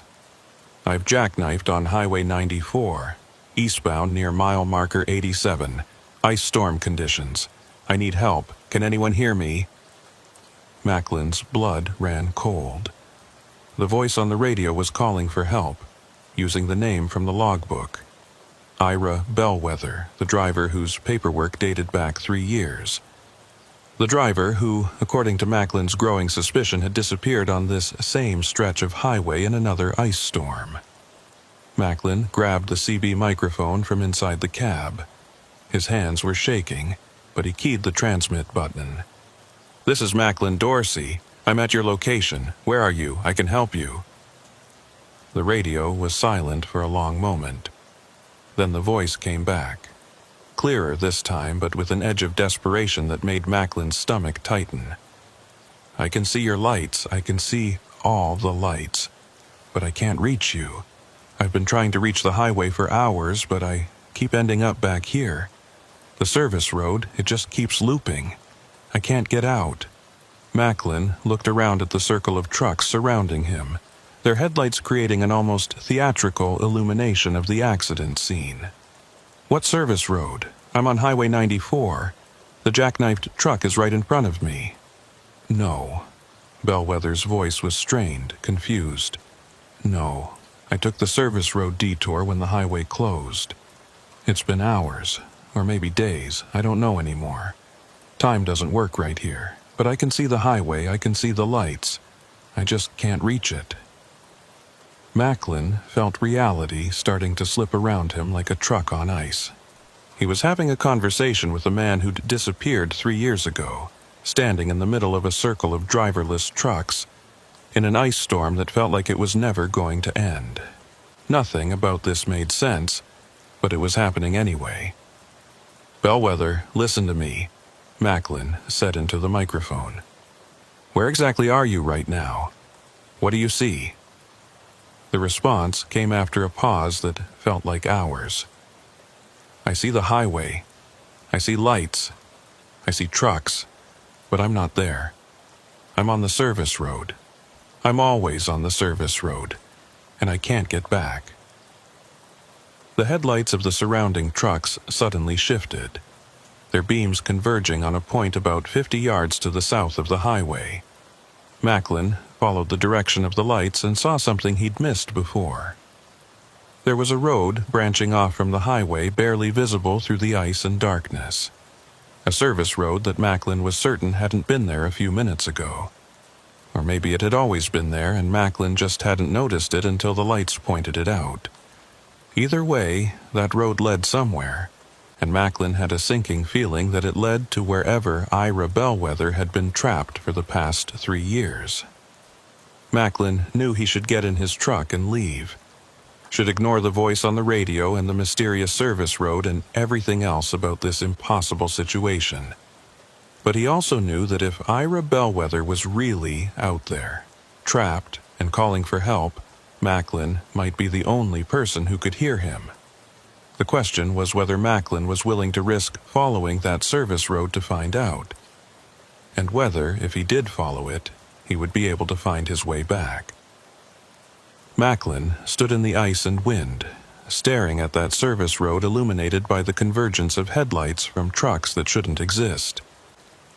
Every survival instinct he'd developed over 23 years of professional driving told him to walk away, get back in his cab, and find another route out of here, even if it meant backing up for miles on an ice-covered highway. But Ira Bellwether's voice kept echoing through the CB radio, that desperate edge of someone who'd been lost for far longer than any human should have to endure. Macklin had never abandoned another driver in distress, had built his entire career on the unspoken code that truckers looked out for each other on the road. Breaking that code now felt like betraying everything he'd built his life around. Macklin made his decision.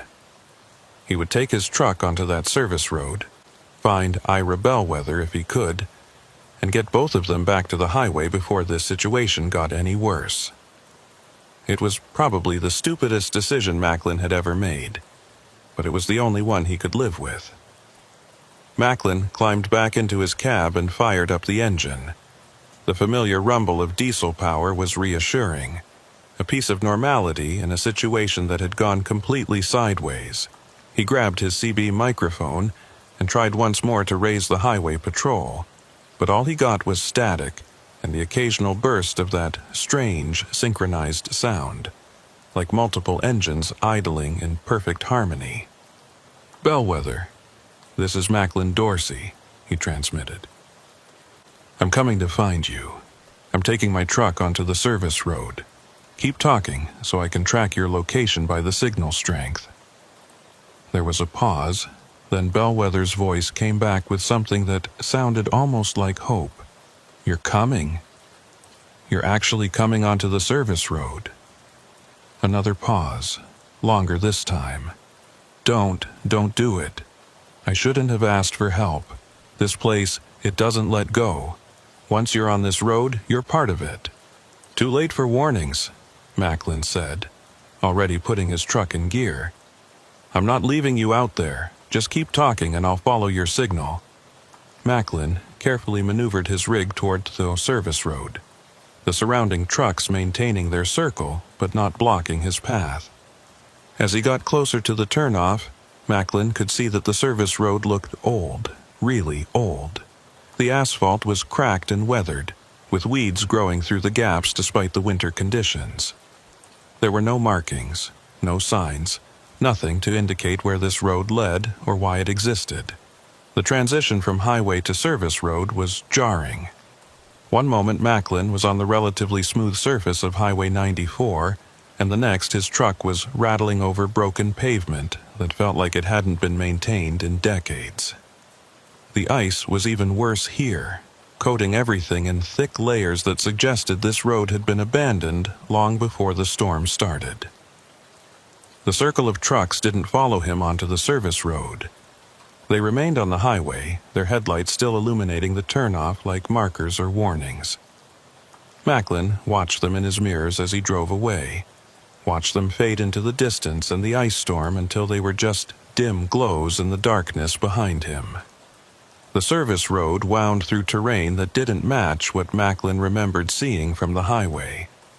Instead of the flat ranch land that characterized this part of Montana, the road cut through a landscape of small hills and dense brush that seemed wrong for the region. The ice-covered vegetation created weird shadows in Macklin's headlights, shapes that looked almost like figures standing by the roadside.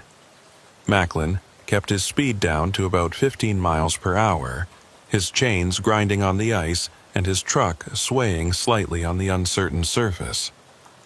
He'd driven on bad roads before, logging trails and construction site access routes, but this was different.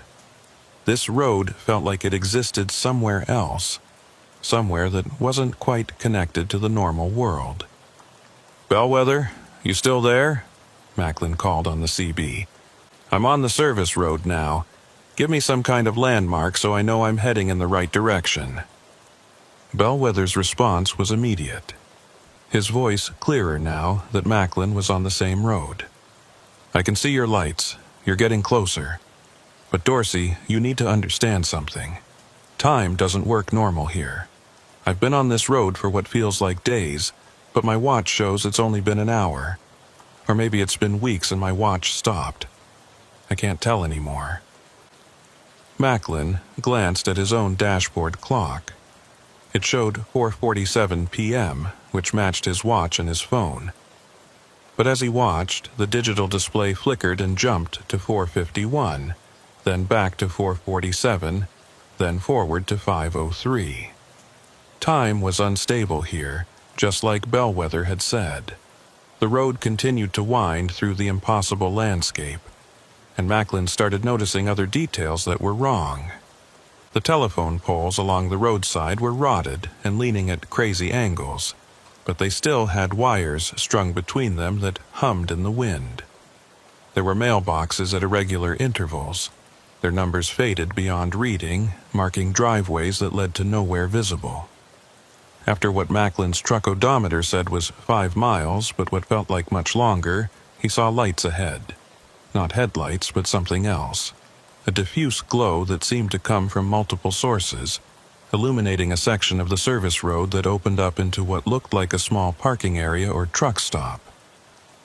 As Macklin got closer, he could see that it was indeed a truck stop, but one that looked like it had been abandoned for years. There was a small building with broken windows and a faded sign that Macklin couldn't read through the ice. Several fuel pumps stood like tombstones in front of the building, their hoses missing and their number displays dark. And parked in the lot were trucks, at least a dozen of them, all looking old and weathered and wrong.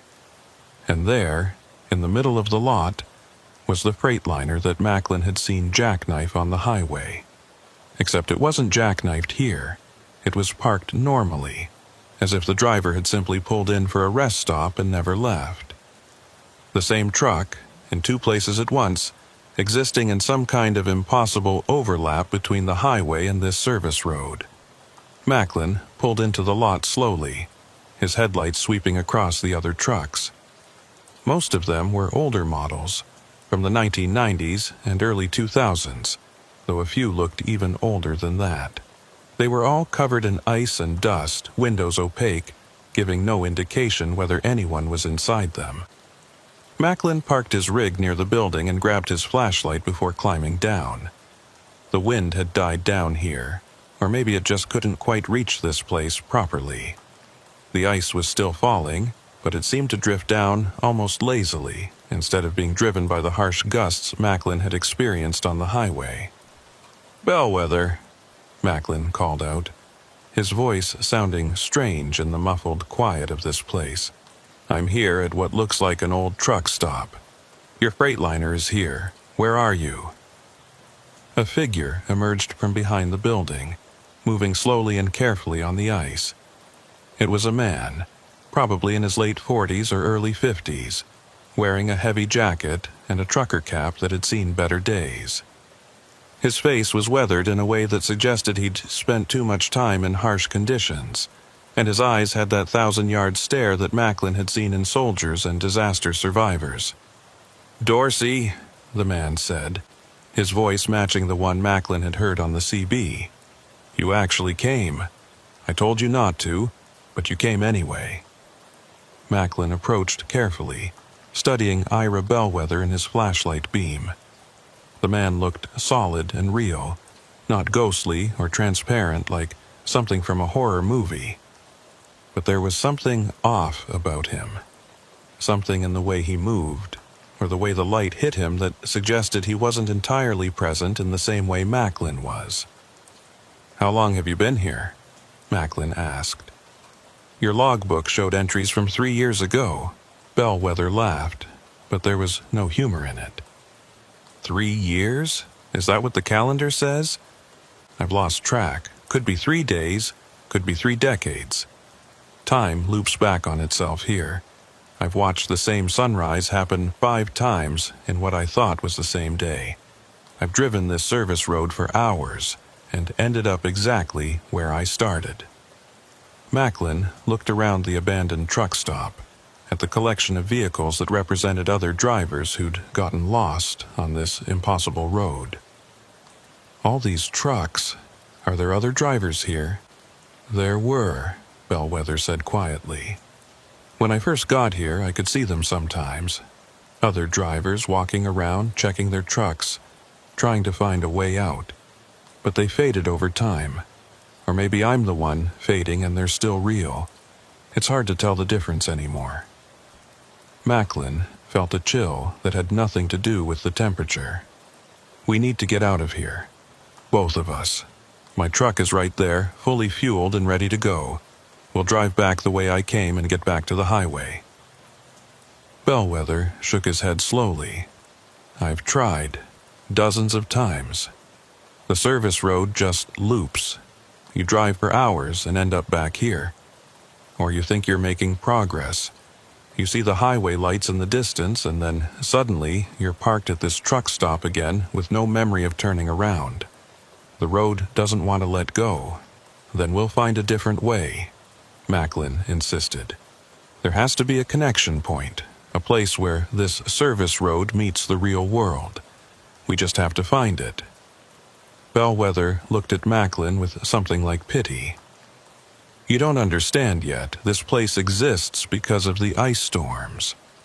It only connects to the real world when conditions are right, when the weather creates some kind of opening between where we are and where we should be.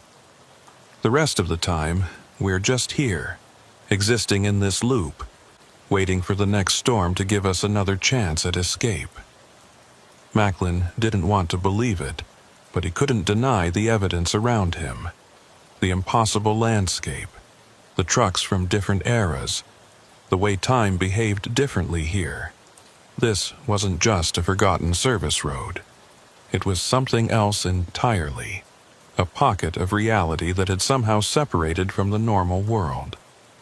Your truck on the highway, Macklin said. The one that jackknifed. I saw it happen. But it's also here, parked and intact. How is that possible? Echo, Bellwether said. Or maybe the original. I can't tell which is which anymore. The truck exists in both places because the service road exists in both places. Or maybe neither place. The physics of it doesn't make sense, but that doesn't stop it from being real. Macklin walked over to Bellwether's Freightliner and looked inside. It was the same truck he'd investigated on the highway, with the same paperwork and personal items. But here everything looked newer, less weathered. As if this version of the truck was frozen in time at the moment Bellwether first arrived on the service road. I found a logbook in your truck on the highway, Macklin said. It had entries right up until February 18, 2019. What happened that day? Bellwether leaned against his truck, his expression distant with memory. Same thing that's happening now.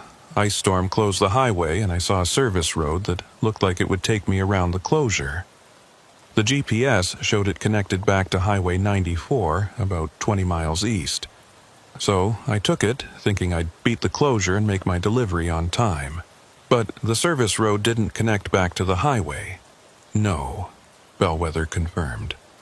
It just kept going, winding through landscape that didn't match the maps. I drove for hours, my fuel gauge dropping, my nerves getting worse. And then I found this truck stop and pulled in to check my GPS and figure out where I'd gone wrong. That's when I realized I couldn't get a signal, couldn't raise anyone on the CB, couldn't find any way to communicate with the outside world. But I heard you on the CB, Macklin pointed out.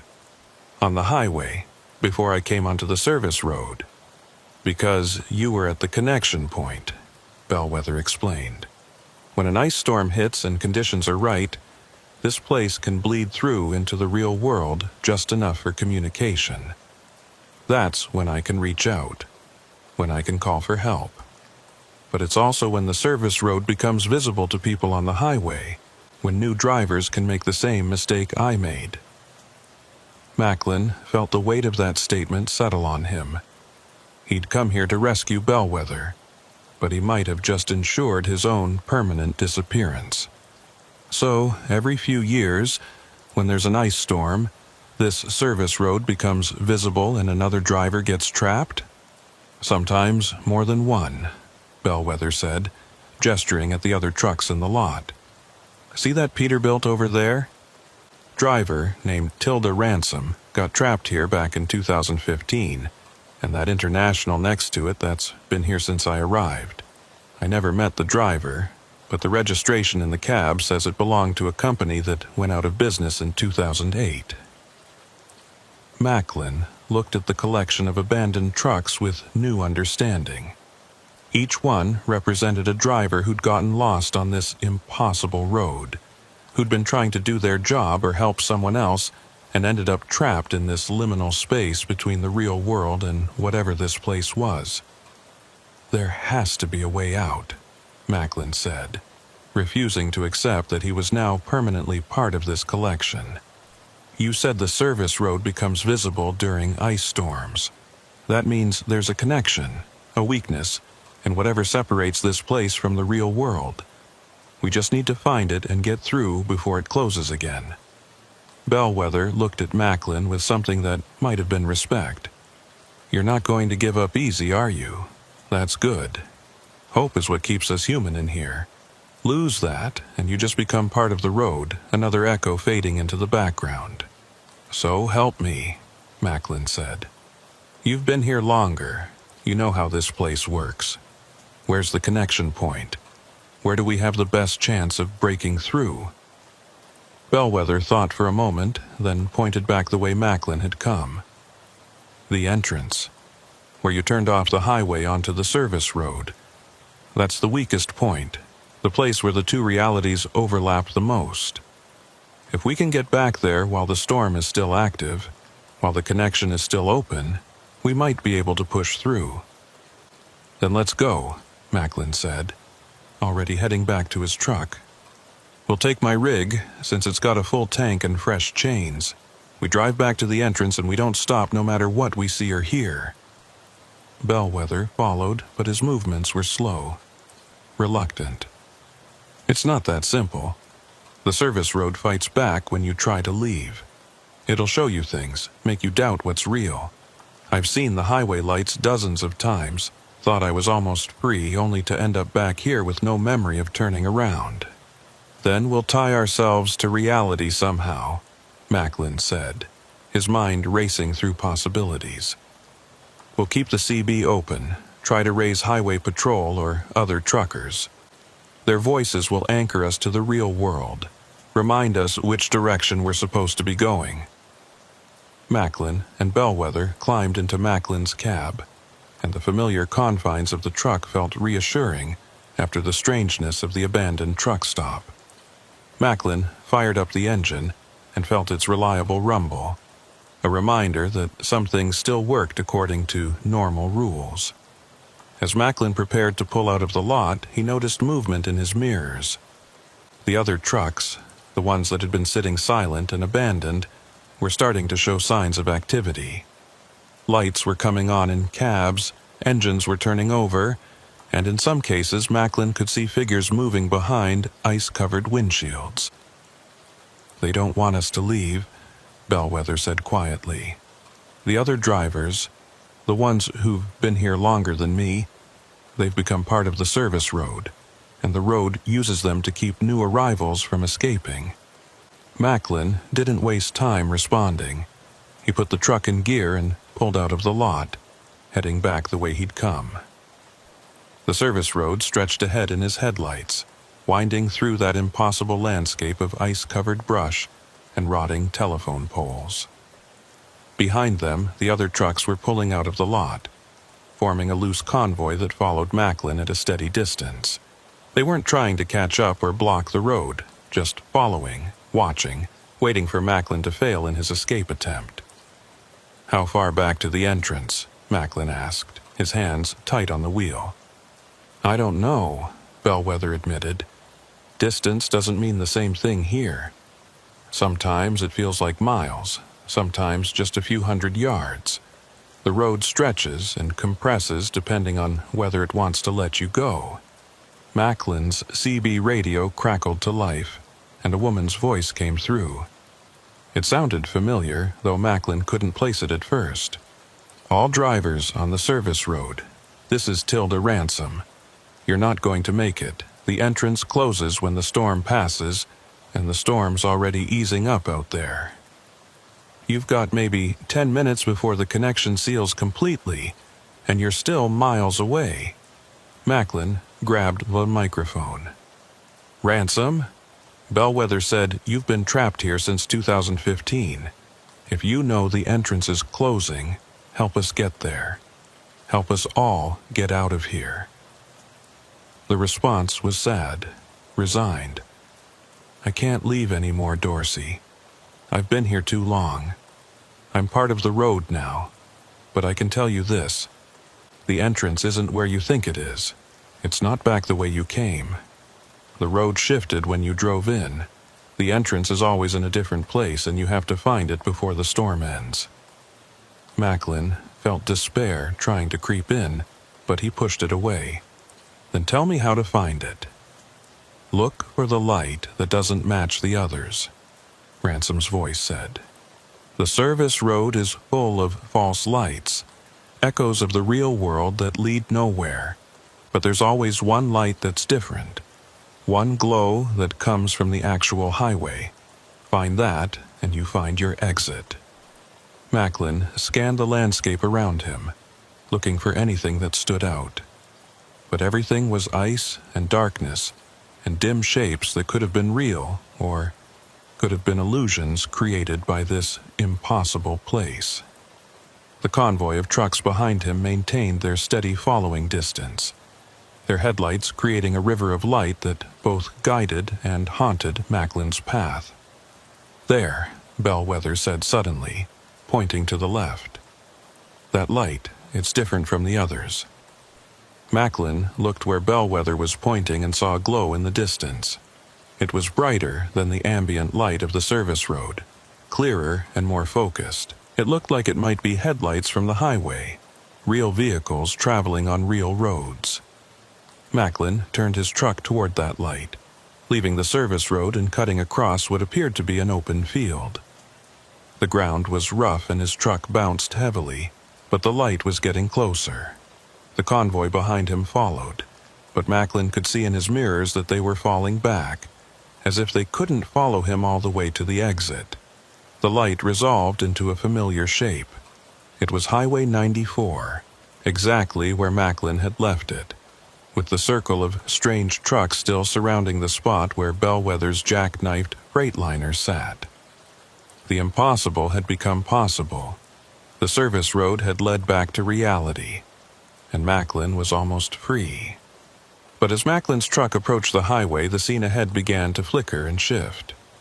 One moment it was solid and real, the next it looked like a projection or a mirage. The road was fighting to keep them, trying to make them doubt what they were seeing. "Don't stop," Bellwether urged. "Don't slow down. If you hesitate, the road will pull us back in." Macklin gunned his engine and his truck surged forward, chains biting into ice and rough ground. The highway flickered again, almost fading completely, but Macklin kept his foot down and his eyes fixed on that light. The boundary between the service road and the highway rushed toward them, and then Macklin felt his tires hit smooth asphalt. They were through. They were back on Highway 94, back in the real world, back where the laws of physics and time worked the way they were supposed to. Macklin brought his truck to a stop and sat there shaking, his hands cramping from how hard he'd been gripping the wheel. Bellwether was silent beside him, staring out at the highway with an expression of disbelief. "We made it," he said quietly. "We actually made it out." Macklin looked in his mirrors and saw that the circle of trucks was gone. The jackknifed Freightliner was still there, but the other vehicles had vanished as if they'd never existed. And in the distance, barely visible through the now lightening ice storm, Macklin could see flashing lights approaching. Highway patrol, finally responding to his earlier call for help. They were safe. They were free. But Macklin knew he would never forget the service road, would never stop seeing those abandoned trucks in his mirrors, would never stop hearing the voices of drivers who hadn't made it out. The Montana Highway Patrol trooper who arrived at the scene was a young woman named Officer Garrett, and she looked thoroughly confused by what she found. Two truckers sitting in one cab, both looking shaken and exhausted, next to a jackknifed freightliner that appeared to have been sitting in the ice for years rather than minutes. The ice storm had passed, leaving behind a landscape coated in crystal and a sky that was clearing to reveal stars. "You the one who called in the accident?" Officer Garrett asked Macklin, her flashlight playing across the scene. "Dispatch said you reported a jackknife almost 2 hours ago, but we've been dealing with multiple incidents across the county." Macklin checked his phone and felt his stomach drop. According to his clock, only 45 minutes had passed since he'd first seen Bellwether's truck jackknife. But Officer Garrett was saying it had been 2 hours. Time was still playing tricks, still refusing to work the way it should. "Yes, ma'am," Macklin said, trying to keep his voice steady. "This is the driver of the jackknifed truck, Ira Bellwether. He was shaken up from the accident, so I gave him a ride in my cab to stay warm while we waited for you." Officer Garrett studied Bellwether with her flashlight, and Macklin could see the questions forming in her expression. Bellwether looked wrong somehow, not quite solid in the beam of light. His clothes were outdated, his appearance weathered in a way that suggested more than just a few hours of stress. "Mr. Bellwether, are you injured?" Officer Garrett asked. "Do you need medical attention?" Bellwether shook his head slowly. "No, I'm fine, just cold and tired. Very tired." Officer Garrett walked over to inspect the jackknifed freightliner, and Macklin watched her expression change as she got closer. She circled the truck, her flashlight revealing details that didn't make sense. The ice coating wasn't fresh. The tires were worn beyond what should have been legal. The paint was faded and the chrome was tarnished in a way that suggested years of neglect. "Mr. Bellwether, how long has this truck been sitting here?" Officer Garrett asked, her tone shifting from concern to suspicious. "I'm not sure," Bellwether said honestly. "It jackknifed during the ice storm, that's all I can tell you." Officer Garrett called in the truck's license plate and VIN number, and Macklin could hear the confused responses coming through her radio. The truck was registered to Ira Bellwether, that much was confirmed. But according to the DMV records, Ira Bellwether had been reported missing 3 years ago after failing to complete a delivery run during an ice storm. The truck had never been found, and Bellwether had been presumed dead in a weather-related accident. "Sir, I'm going to need you to step out of the vehicle," Officer Garrett said to Bellwether, her hand moving toward her sidearm. "There's some kind of discrepancy with your identification and this vehicle's registration." Macklin intervened, keeping his hands visible and his tone calm. "Officer, I know this looks strange, but I can explain what happened. Or at least I can try to explain what I think happened." Over the next hour, with additional patrol units arriving for backup, Macklin told the story as carefully as he could. He explained seeing the truck jackknife, stopping to help, finding the old paperwork dated 3 years back. He described the voice on the CB radio and the decision to investigate. But when it came to the service road and the impossible truck stop and the escape back to the highway, Macklin found himself editing the story. He couldn't tell them about the pocket dimension or the time loops or the ghostly convoy of trucks. They'd think he was suffering from hypothermia or exhaustion, and they'd be partly right. Instead, Macklin said he'd found Bellwether wandering on a maintenance road, disoriented and confused, and had brought him back to the highway. The troopers were skeptical but professional. They took statements, ran checks on both Macklin and Bellwether, and tried to piece together a coherent narrative from the contradictory evidence. Bellwether's driver's license was valid, but 3 years out of date. His truck was registered and insured, but the policies had lapsed. His appearance matched his ID photo, but he looked like he'd aged more than 3 years should account for. Eventually, Officer Garrett made a decision. "Mr. Bellwether, I'm going to need you to come with us to the station for further questioning. There are missing person reports filed on you, and we need to verify your identity and circumstances. Mr. Dorsey, you're free to go, but we'll need you to come by the station tomorrow to sign a formal statement." Macklin watched as they loaded Bellwether into the patrol car. Bellwether looked back at him through the window, and in that look Macklin saw a complex mix of gratitude and fear and uncertainty. They'd escaped the service road, but now Bellwether had to face the consequences of having been gone for 3 years. A life left behind, people who'd mourned him, a world that had moved on without him. As the patrol cars drove away, Macklin was left alone on the highway with his truck and the jackknifed Freightliner. The storm had completely passed now, and the night was cold and clear. Macklin walked over to Bellwether's truck one more time, studying it in the starlight. The truck looked different now than it had when Macklin first stopped to help. The ice coating was melting in patches, revealing paint that was more faded than Macklin remembered. The cargo area was still sealed, but Macklin could see through a gap that it was completely empty. No pallets, no cargo, nothing. Just an empty trailer that had been hauling nothing across 3 years of impossible time. Macklin climbed into the cab one last time and looked at the paperwork scattered across the seats.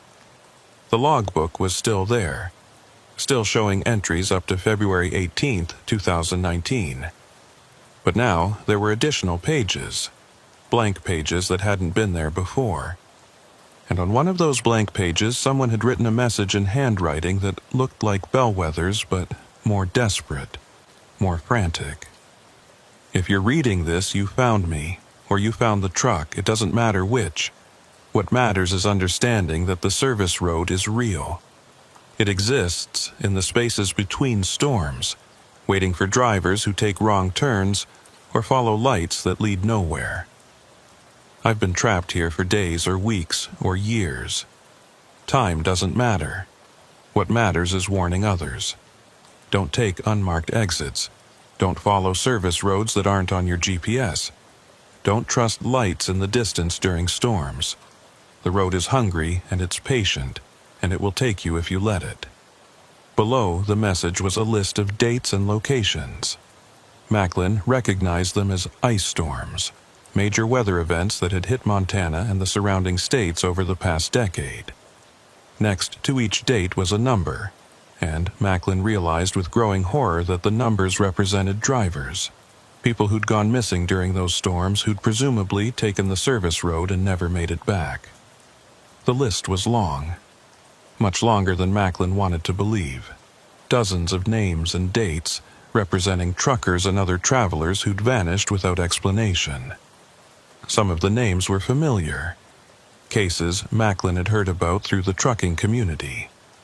Drivers who'd disappeared in weather events, whose trucks had never been found, whose families had been left without closure. Macklin took photos of the pages with his phone, documenting everything before the authorities could seize the truck as evidence. Then he climbed down and walked back to his own rig, feeling the weight of what he'd experienced settling on his shoulders like physical mass. Macklin didn't complete his delivery to Glendive that night. Instead, he drove to the nearest town with a motel and checked in, needing time to process everything that had happened.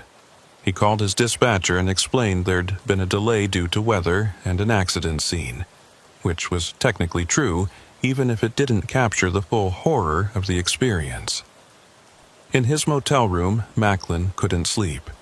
He kept seeing the service road in his mind, kept hearing Tilda Ransom's voice on the CB radio, kept thinking about all those abandoned trucks at the impossible truck stop.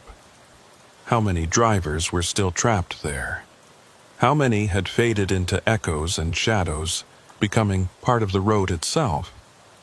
Macklin pulled out his laptop and started researching. He found news articles about Ira Bellwether's disappearance in 2019, the search efforts, the eventual conclusion that he'd likely died in the storm. He found articles about other missing truckers, scattered across years and states but all sharing a common thread. They disappeared during ice storms, their trucks never found, no evidence of what had happened to them. Macklin created a spreadsheet, cross-referencing the dates from Bellwether's list with news reports and missing person cases. The pattern was undeniable. Every major ice storm in Montana over the past 15 years had been followed by at least one missing trucker report. Sometimes more. And in almost every case, the driver had been traveling on Highway 94 or one of the other major routes that cut through the eastern part of the state. Around 3 in the morning, Macklin's phone rang. It was an unknown number, but Macklin answered it anyway. "Hello? Dorsey, it's Bellwether." The voice was quiet, strained. "I'm at the police station in Miles City. They've been questioning me for hours, trying to verify my story. They called my wife, or my ex-wife, I guess. She thought I was dead. My kids thought I was dead. Everyone thought I was dead." "What are they going to do with you?" Macklin asked. "I don't know yet. They're running medical tests, trying to figure out if I have amnesia or if I've been held captive somewhere or what. They don't believe the truth, obviously. How could they? But, Dorsey, I need to tell you something. Something I didn't mention when we were on the service road because I was afraid it would make you turn back." Macklin felt dread building in his stomach. "What is it?" "The service road doesn't just trap you in space," Bellwether said. "It changes you. The longer you're there, the more you become part of it. I could feel it happening to me over the 3 years I was trapped. My memories getting fuzzy. My sense of self starting to blur. If I'd stayed much longer, I would have ended up like Tilda and the others. Just a voice on the CB, a presence that exists to keep the road fed with new victims." "But you got out," Macklin said. "We both did. You're back in the real world now." "Am I?" Bellwether's voice was barely a whisper. "Dorsey, I've been back for hours and I still feel like part of me is on that service road. I keep hearing the other drivers, keep seeing that truck stop in the corner of my vision. What if getting out physically doesn't mean I'm really free? What if the road still has a hold on me?" Macklin didn't have an answer for that. He'd been feeling similar things himself, a sense of disconnection from reality, a feeling that the world around him was slightly wrong or out of sync. "We need to talk to someone who understands this," Macklin said. "Someone who's studied these phenomena or dealt with similar cases." "Who?" Bellwether asked. "Who's going to believe us? This isn't something that gets reported in the news or studied by scientists. It's barely even a legend among truckers. Most people don't know the service road exists, and the ones who do either dismiss it as a story or they're the ones who got trapped and never came back to tell about it." Macklin thought about the list in Bellwether's logbook, about all those missing drivers. Maybe it's time to change that. Maybe we need to warn people, get the word out about what's really happening during these ice storms. "And how do we do that without sounding insane?" Bellwether asked. "I just spent 4 hours trying to explain to police officers why I look 48 instead of 45 and why I can't account for 3 years of my life. They think I'm mentally ill or lying or both. What makes you think anyone else will believe us?" Macklin didn't have a good answer, but he knew he couldn't just go back to driving routes through Montana and pretend the service road didn't exist. He'd seen it, experienced it, barely escaped it. And now he had a responsibility to do something with that knowledge. The next morning, Macklin drove to the police station in Miles City to give his formal statement. He stuck to the edited version of events, the one that didn't include impossible dimensions or time loops. The detective taking his statement was professional but clearly skeptical about the whole situation. You're saying you just happened to find Mr. Bellwether wandering on a maintenance road 3 years after he was reported missing during an ice storm that happened to jackknife his truck in the exact same location where you stopped. I know it sounds unlikely, Macklin said, but that's what happened. The detective studied Macklin for a long moment. Mr. Dorsey, I've been working missing persons cases in this county for 15 years. I've seen a lot of strange things, a lot of cases that don't add up the way they should. And I've learned that sometimes the official explanation and the truth aren't the same thing. Macklin met the detective's eyes. What are you saying? I'm saying that Montana has a lot of empty space and bad weather and roads that don't always behave the way they should. I'm saying that we get reports of missing truckers more often than the statistics would predict, especially during ice storms. And I'm saying that the official reports always conclude it's weather-related accidents, even when we never find the trucks or the bodies. You don't believe the official explanations, Macklin said. The detective leaned back in his chair. I believe that Highway 94 and the roads around it have taken more lives than we can account for. I believe that there are places in this state where normal rules don't seem to apply. And I believe that drivers like you and Mr. Bellwether have seen things that can't be explained in my reports. The detective pulled out a file folder and slid it across the table. This is everything we have on trucker disappearances in eastern Montana over the past 20 years. 47 cases, all unsolved. You can't take this file with you, and I can't officially acknowledge what I'm showing you, but I think you should see it. I think you should know how big this problem really is. Macklin opened the file and felt his blood run cold. 47 cases. 47 drivers who'd vanished. Their trucks never found, their families left with nothing but questions and grief. The cases stretched back to 2003, all clustered around Highway 94 and the surrounding routes. All during ice storms or severe weather events. Each case file had a photo of the missing driver, their personal details, the circumstances of their disappearance. Macklin recognized some of the names from Bellwether's list. Others were new, cases that hadn't been documented in the logbook, but the pattern was unmistakable. What do you want me to do with this information? Macklin asked the detective. I want you to be careful, the detective said. I want you to warn other drivers if you can do it without sounding crazy. And I want you to understand that if you keep driving these routes during winter, you're taking a risk that goes beyond normal weather hazards. Macklin spent the rest of the day in Miles City, talking with Bellwether and comparing notes. Bellwether had been released from police custody but was staying in town while he tried to piece his life back together. His wife, now his ex-wife, had agreed to meet with him but was understandably confused and upset. His children, now 3 years older than when he'd last seen them, didn't know how to process his return. I don't fit in my own life anymore, Bellwether said as they sat in a diner drinking coffee. Everything's moved on without me. My job is gone, my marriage is over, my kids barely remember me. I'm like a ghost who came back to find out everyone's already finished mourning. You could start over, Macklin suggested. New job, new location, fresh start. Could I? Bellwether looked haunted. Dorsey, I still hear them.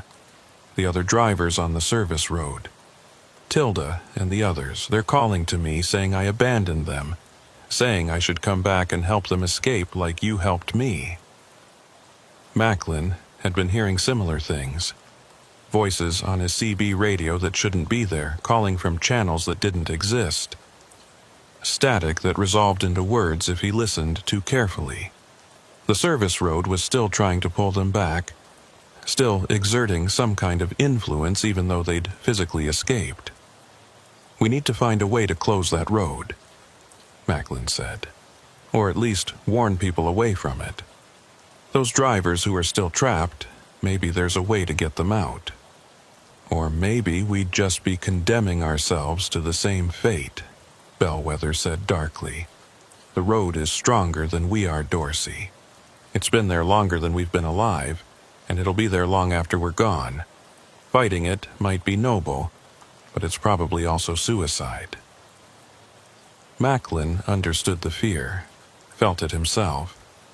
But he also couldn't shake the image of all those abandoned trucks, all those trapped drivers slowly fading into echoes and shadows. Someone had to do something, and maybe that someone was him. That night, Macklin drove back to the spot where Bellwether's truck had jackknifed. The Freightliner had been towed away by authorities as evidence, but Macklin could still see the marks it had left on the highway. And if he looked carefully at the landscape around him, he could almost see the service road, a faint outline in the darkness where reality seemed slightly thinner. Macklin pulled out his CB radio and tuned it to Channel 19. "This is Macklin Dorsey, calling any drivers who might be monitoring this channel. If you're on Highway 94 in eastern Montana and you see a service road or an unmarked exit during an ice storm, do not take it. I repeat, do not take that exit. It leads somewhere you don't want to go and you might not be able to get back." The radio was silent for a moment. Then static filled the channel. And underneath that static, Macklin could hear voices. Dozens of them, maybe hundreds. The choir of trapped drivers calling out from the service road, warning him or threatening him or begging for help. Macklin couldn't tell which. One voice rose above the others, clearer and more distinct. It was Tilda Ransom. "Dorsey, you made it out. Good for you. But you should know something. The service road doesn't forget. It marked you when you drove on it, and it marked Bellwether. Sooner or later it'll call you back. And next time you might not escape. Then I'll make sure there isn't a next time," Macklin said into the microphone. "I'll make sure other drivers know to avoid it." Tilda's laugh was hollow, bitter. "You think you're the first to try? We've all tried to warn people, everyone who got trapped and managed to communicate back to the real world. But nobody listens. Nobody believes. They take the service road anyway, thinking they're different, thinking they'll be fine. And then they join us here in the dark, waiting for the next ice storm to give them another slim chance at escape." The static increased, drowning out Tilda's voice and all the others. Macklin sat in his truck on the empty highway listening to the sounds of the impossible road calling to him through his radio. He knew Tilda was probably right. Warning people might not work. The service road would continue to claim victims, would continue to exist in that pocket of broken reality, would continue to trap drivers who made the mistake of taking the wrong exit during the wrong storm. But Macklin also knew he had to try. Had to do something with the knowledge he'd gained and the escape he'd made. Even if it only saved one driver, even if it only prevented one family from losing someone to that hungry road, it would be worth it. Macklin turned off his CB radio and drove back toward Billings, leaving the jackknife site and the invisible service road behind. He had a delivery to complete and a life to get back to. But he also had a mission now, a purpose that went beyond just hauling freight from point to point. He would document everything he'd learned, would compile the missing persons cases and the patterns and the evidence, would share it with other truckers through forums and CB channels and truck stop conversations, would make sure that knowledge of the service road spread as far and wide as possible. It might not be enough to stop the disappearances, but it was better than doing nothing, and maybe, just maybe, it would give some future driver the information they needed to recognize the danger and turn back before it was too late. As Macklin drove through the pre-dawn darkness, he thought about Ira Bellwether trying to rebuild a life that had moved on without him. He thought about Tilda Ransom and all the other drivers still trapped on the service road, existing in that limbo between reality and nightmare. He thought about the families who'd lost loved ones to that impossible place, families who deserved answers they would probably never get. And Macklin made himself a promise. He would keep driving, would keep working, would keep living his life. But he would never forget what he'd seen on the service road, would never stop trying to warn others, would never give up on the possibility that someday, somehow, someone would find a way to close that road forever and free the drivers who were trapped there. It was a small rebellion against the impossible, a refusal to accept that some things couldn't be fought or changed. But it was all Macklin had, and he would hold on to it for as long as he could. Macklin returned to his regular routes, but nothing felt the same anymore. Every time he drove through Montana, especially along Highway 94, he felt the presence of the service road like a weight pressing against the edge of his awareness. It was always there, waiting just beyond the visible spectrum of reality, hungry for the next ice storm to open the connection again. He kept his promise to document everything. Macklin created detailed reports of his experience, cross-referenced the missing persons cases, compiled testimony from families of disappeared drivers. He shared the information carefully through trucker forums, using anonymous accounts and coded language to avoid sounding completely insane. Some drivers dismissed his warnings as paranoia or creative fiction, but others reached out privately, sharing their own strange experiences on Montana highways during winter storms. 3 weeks after his escape from the service road, Macklin received a package at his home address. There was no return address, just a postmark from Miles City, Montana. Inside was a USB drive and a handwritten note from Ira Bellwether. Dorsey, I couldn't stay in Montana. Every time I closed my eyes, I saw that truck stop, heard those voices. My family doesn't understand what happened to me, and I can't explain it without sounding crazy. I'm moving to Arizona, going to try long-haul runs in the desert where there's no ice and no storms. Maybe distance will help, maybe not. But I had to try. The USB drive has recordings I made of the CB transmissions I've been hearing since we escaped. I don't know what to do with them, but I thought you should have them. You're trying to warn people, trying to make a difference. Maybe this will help, or maybe it'll just prove we're both losing our minds. IB. Macklin plugged the USB drive into his laptop and found dozens of audio files. He listened to them with headphones, alone in his home office, and felt ice water running through his veins. The recordings were CB transmissions, voices calling out from the service road. Some were asking for help. Others were warning away potential victims. And some were just screaming, raw sounds of terror and despair that cut through the static like knives. But what made Macklin's hands shake was recognizing voices. Drivers he'd known personally, truckers who'd disappeared over the years. A man named Garrett who'd gone missing in 2017 during an ice storm. A woman called Susan who'd vanished in 2020. Their voices were on these recordings, calling out from the service road, proving they were still there in some form. And at the end of one recording, Macklin heard his own voice. Not a voice he'd transmitted, but a future echo, calling for help from coordinates that matched the service road's location.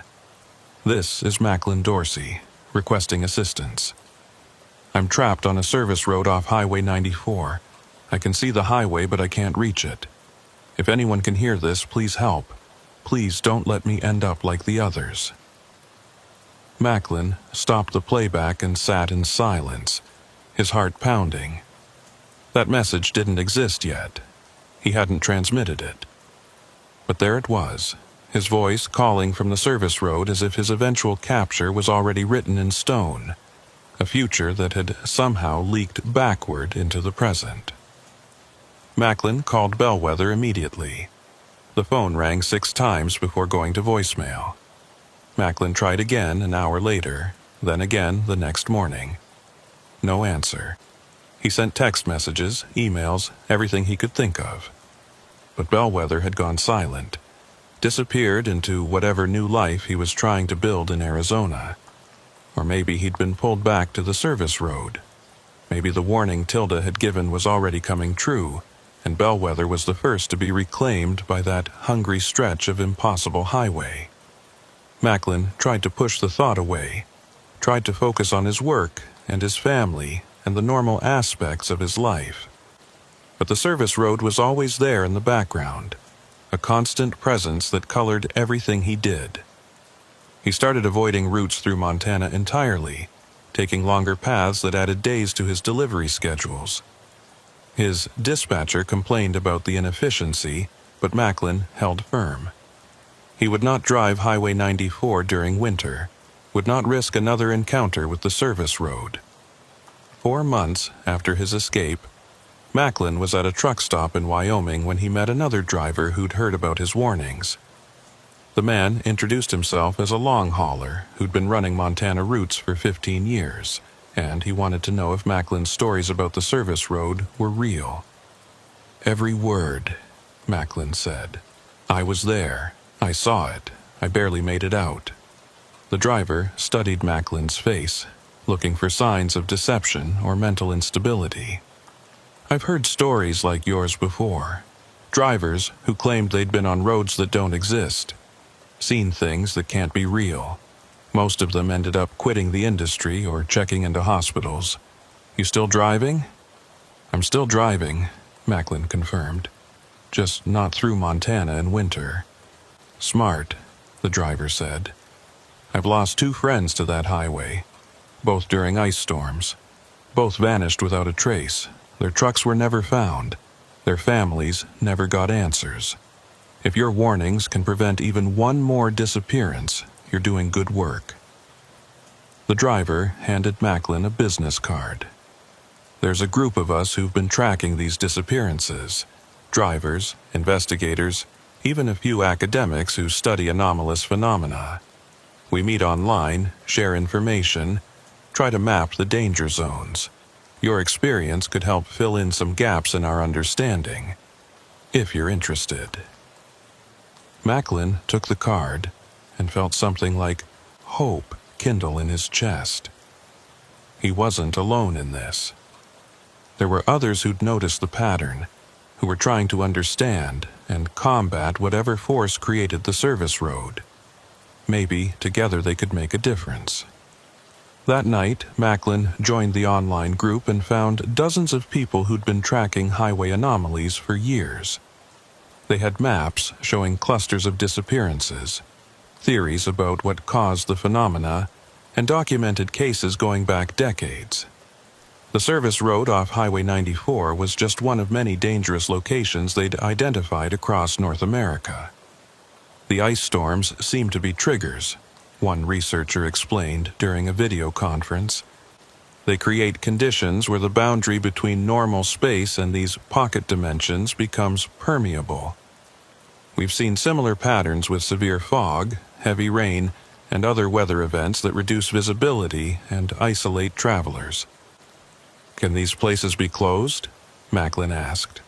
"Is there a way to seal them off permanently?" The researcher's expression was grim. "We don't know. These phenomena have been occurring for as long as we have records. Native American tribes in Montana have legends about spirit roads that appear during storms. Settlers in the 1800s reported roads that led nowhere. It's possible these pocket dimensions are natural features of the landscape. Impossible to close because they're not really open in the first place. But we can warn people," another group member said. "We can map the danger zones, identify the conditions that make them active, and spread information that might save lives.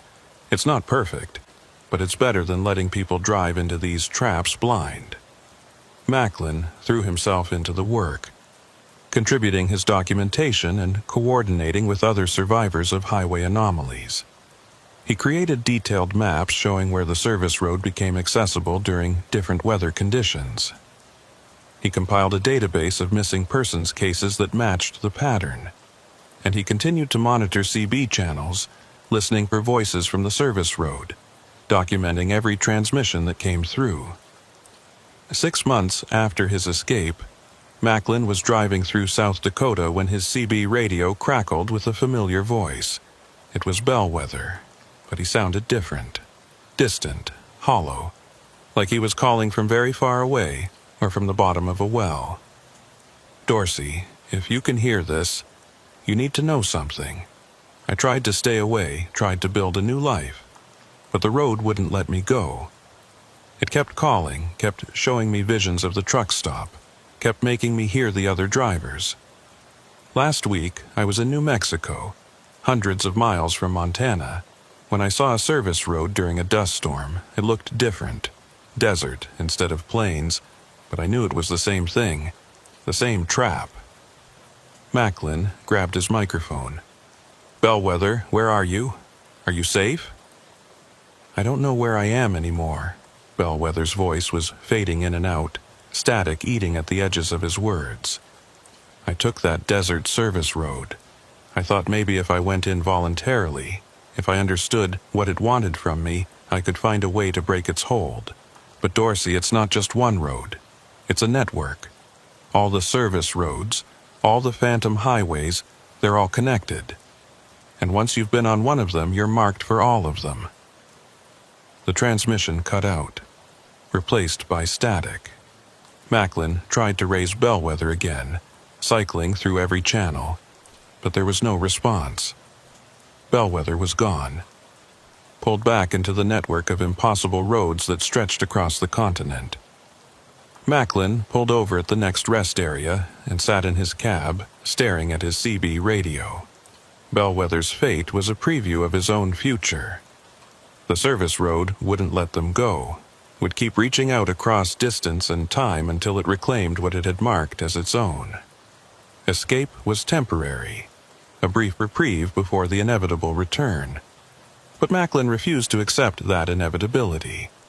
He increased his efforts with the research group, helping to identify and map service roads across multiple states. They found patterns that suggested these phenomena were spreading, or perhaps just becoming more active. New danger zones were appearing, and the frequency of disappearances was increasing. "It's like the boundaries are getting thinner," one researcher said during a meeting. "Climate change, increased storm intensity, something is making these pocket dimensions more accessible. We're seeing reports of phantom roads in places that never had them before." Macklin thought about that network Bellwether had described. All the service roads connected across impossible distances. What if they weren't separate phenomena at all, but different access points to the same underlying anomaly? What if there was one vast pocket dimension that touched the real world at hundreds or thousands of locations, and drivers who entered at any point could potentially exit at any other? It was a terrifying thought, suggesting the problem was far larger and more complex than anyone had realized. But it also offered a possibility. If the network was connected, then maybe there was a central point, a hub where the anomaly was strongest. And maybe, if that hub could be found and somehow disrupted, the entire network could be affected. Macklin shared his theory with the research group, and it sparked intense discussion. Some thought it was worth investigating. Others worried that searching for the hub would just lead more people into the trap. But eventually, they agreed to compile data on all known service road incidents and look for patterns that might indicate a central location. The analysis took months, but eventually a pattern emerged. The incidents clustered around specific geographic features: ancient geological formations, areas with high magnetic anomalies, places where ley lines supposedly intersected according to various esoteric traditions. And at the center of it all, the strongest cluster of incidents, was a remote area in eastern Montana near the Little Rocky Mountains. "This could be it," the lead researcher said. "The hub, the source point, whatever you want to call it. If we're right about the network theory, this is where it all connects. We need to investigate," Macklin said. "During the next major ice storm, we need to be there with equipment to document what happens. That's dangerous, another group member warned. If this is the hub, the pull would be strongest there. Anyone who goes in might not come back out. Macklin knew the risk, felt it in his bones. But he also knew he couldn't keep running forever. The service road had marked him, would eventually pull him back. Better to face it on his own terms, with preparation and backup, than to be caught by surprise on some random highway during some random storm. 10 months after his initial escape, Macklin was part of a small team that set up monitoring equipment near the suspected hub location in Montana. It was late November, and weather forecasts predicted a major ice storm moving through the area. If their theory was correct, the service road would become highly active during the storm, and they might be able to observe and document the phenomenon from a safe distance. The team consisted of Macklin, 2 researchers with various detection equipment, and a documentary filmmaker who wanted to capture evidence of the phenomenon. They positioned themselves on a hill overlooking Highway 94, with a clear view of the area where the service road was most likely to appear. The storm hit just after sunset, ice falling from a bruised sky and coating everything in layers of crystal. Macklin watched the highway through binoculars as traffic thinned and eventually stopped, drivers heeding the warnings to seek shelter. And then, as the storm reached its peak intensity, Macklin saw it appear. The service road materialized like a photograph developing, faint at first and then growing more solid and real. It branched off from the highway at an angle that defied normal geometry, curving away into a landscape that didn't match the surrounding terrain. The monitoring equipment went haywire, registering electromagnetic anomalies and spatial distortions that shouldn't be possible. "Are you seeing this?" one of the researchers breathed, his voice full of awe and terror. Macklin was seeing it, and more. Through his binoculars, he could see the truck stop in the distance, that impossible collection of abandoned vehicles. He could see figures moving among the trucks, drivers who existed now only as echoes and warnings. And he could see one figure in particular, standing at the entrance to the service road and looking directly at their observation post. It was Bellwether, or what was left of him. The figure had Bellwether's shape and stance, but there was something hollow about it, something that suggested the man Macklin had rescued was mostly gone now, consumed by the service road and transformed into another piece of its machinery. The Bellwether figure raised one hand in a gesture that could have been a wave or a warning, and then he turned and walked back down the service road, disappearing into that impossible landscape. "We need to go down there," Macklin said, lowering his binoculars. "We need to get closer, document this properly." "That's suicide," one of the researchers protested. "If we get too close to the access point during peak activity, we could get pulled in." "Then I'll go alone," Macklin said. He was already moving toward his truck, driven by something he couldn't fully articulate. Maybe it was guilt about Bellwether. Maybe it was the knowledge that he was marked and would end up there eventually anyway. Or maybe it was just the service road itself, exerting its pull on someone who'd escaped once and thought he could escape again.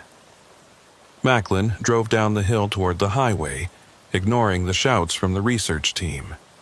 He could feel the pull getting stronger as he got closer, a magnetic attraction that seemed to bypass his conscious mind and speak directly to something deeper. The service road wanted him back. It had always wanted him back. And now it was calling with a voice he could no longer resist. Macklin's truck rolled to a stop at the entrance to the service road. The ice storm raged around him, but here at the threshold between realities, everything was still and quiet. Macklin could see the truck stop clearly now, could see the abandoned vehicles and the figures that moved among them. He recognized some of them from photos in missing persons files. Drivers who'd been gone for years, decades, now existing as part of the service road's eternal collection. And standing at the entrance waiting for him was Bellwether, the hollow version, the echo. The thing that had been a man, but was now something else. He smiled at Macklin, a sad and knowing expression that conveyed both welcome and apology. Macklin's hand moved toward the gear shift, ready to put the truck in drive and follow that pull onto the service road. It would be so easy. Just drive forward and accept what had been inevitable since the moment he'd first helped Bellwether escape. Join the collection. Become another warning voice on the CB radio, exist in that timeless loop until there was nothing left of Macklin Dorsey but memory and echo. But something stopped him. Maybe it was the memory of his family, waiting for him at home. Maybe it was the thought of all the work he'd done to warn other drivers, work that would be wasted if he disappeared. Or maybe it was just stubborn pride, a refusal to let the service road win without a fight. Macklin put his truck in reverse and backed away from the entrance.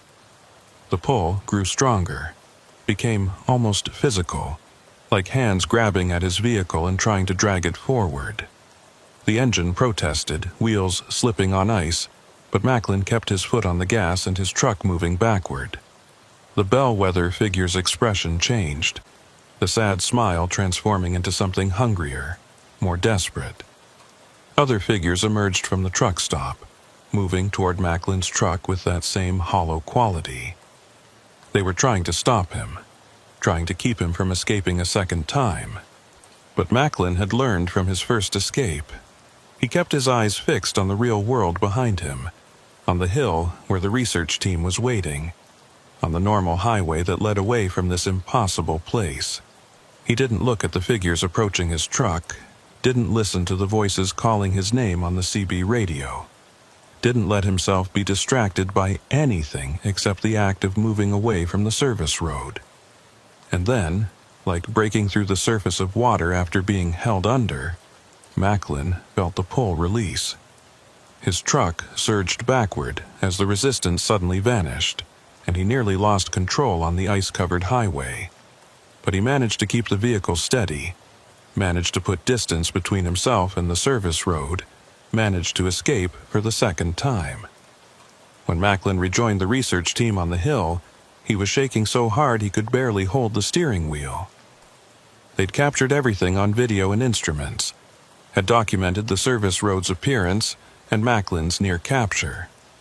But Macklin knew the most important documentation wasn't what they'd recorded. It was what he'd learned. The service road could be resisted. The pull was strong, maybe irresistible for some people, but it could be fought. Escape was possible, even for those who'd been marked, even for those who'd been on the road before. It wasn't easy, and it wasn't guaranteed, but it was possible. Over the following months, Macklin worked with the research group to develop protocols for resisting the service road's pull.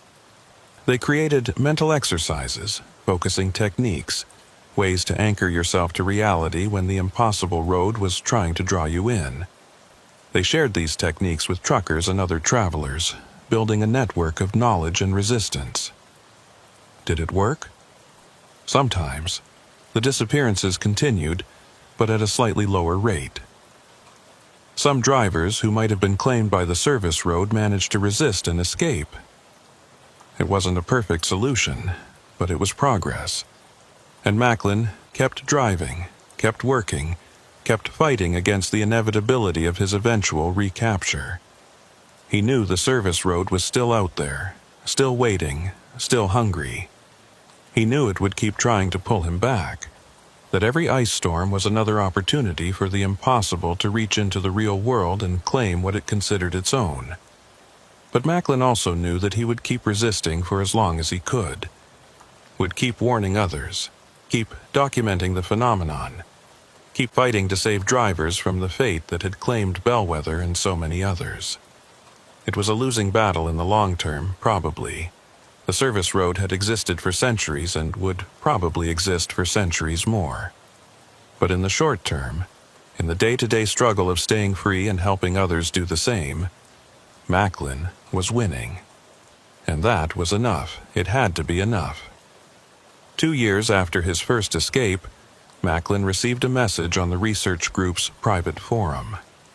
It was from an account he didn't recognize, and the message was simple. "Thank you. Your warnings saved my life. I saw the service road during an ice storm in Montana. Almost took it because my GPS said it was a shortcut. But I remembered your posts, recognized the signs, and turned back. I'm still here because of you. A grateful driver." Macklin read that message over and over, feeling something like peace settle in his chest. This was why he kept fighting, not because he could save everyone, but because he could save someone. One driver who made it home to their family instead of disappearing into the impossible. One person who didn't have to join the chorus of voices calling from the service road. It was enough, it had to be enough, because the alternative, giving up and accepting the inevitable, meant letting the service road win. And Macklin refused to give it that satisfaction. He would keep driving, keep warning, keep resisting, for as long as he could, for as many people as he could reach, for as long as the service road allowed him to remain in the real world. And when the service road finally called him back, when his resistance finally failed and the pull became too strong to fight, Macklin would make sure his documentation and warnings lived on, would make sure other drivers knew the truth and could protect themselves. The service road might eventually claim him, but it wouldn't claim everyone, not if Macklin had anything to say about it. Late one night, alone in his truck at a rest area in Wyoming, Macklin's CB radio crackled to life with Bellwether's voice. But this time, it wasn't the hollow echo, not the thing the service road had made him into. It was Bellwether himself, or whatever remained of the man beneath the transformation. "Dorsey, I don't know if you can hear this. I don't know if I'm really transmitting, or if this is just an echo bouncing around in my own head. But I wanted to say thank you, for trying to save me, for not giving up even when I did, for fighting the road even though you know it's probably futile." "I can hear you," Macklin transmitted back, not knowing if the message would reach whatever remained of his friend. The service road isn't evil, Dorsey. That's what I've learned being part of it for so long. It's not malicious or cruel. It's just hungry, the way a black hole is hungry. It exists, and it pulls, and it consumes. Not because it wants to hurt anyone, but because that's what it is. That's what it does. That doesn't make it any less dangerous, Macklin said. No, Bellwether agreed. But it means we can't hate it. We can only work around it, avoid it, learn to exist in the same universe without getting pulled in. And that's what you're doing. That's what your warnings and your research and your resistance are all about. Learning to coexist with the impossible. The transmission was fading, Bellwether's voice getting harder to hear through the static. Keep fighting, Dorsey. Keep warning people. Some of us are beyond saving, but others don't have to be, and that's worth everything. The radio went silent, and Macklin sat alone in his truck, listening to the hiss of empty channels. Somewhere out there, on highways that existed in the spaces between reality, the service road was waiting. Patient, hungry, eternal. But Macklin was still here, still free, still fighting, and that was enough.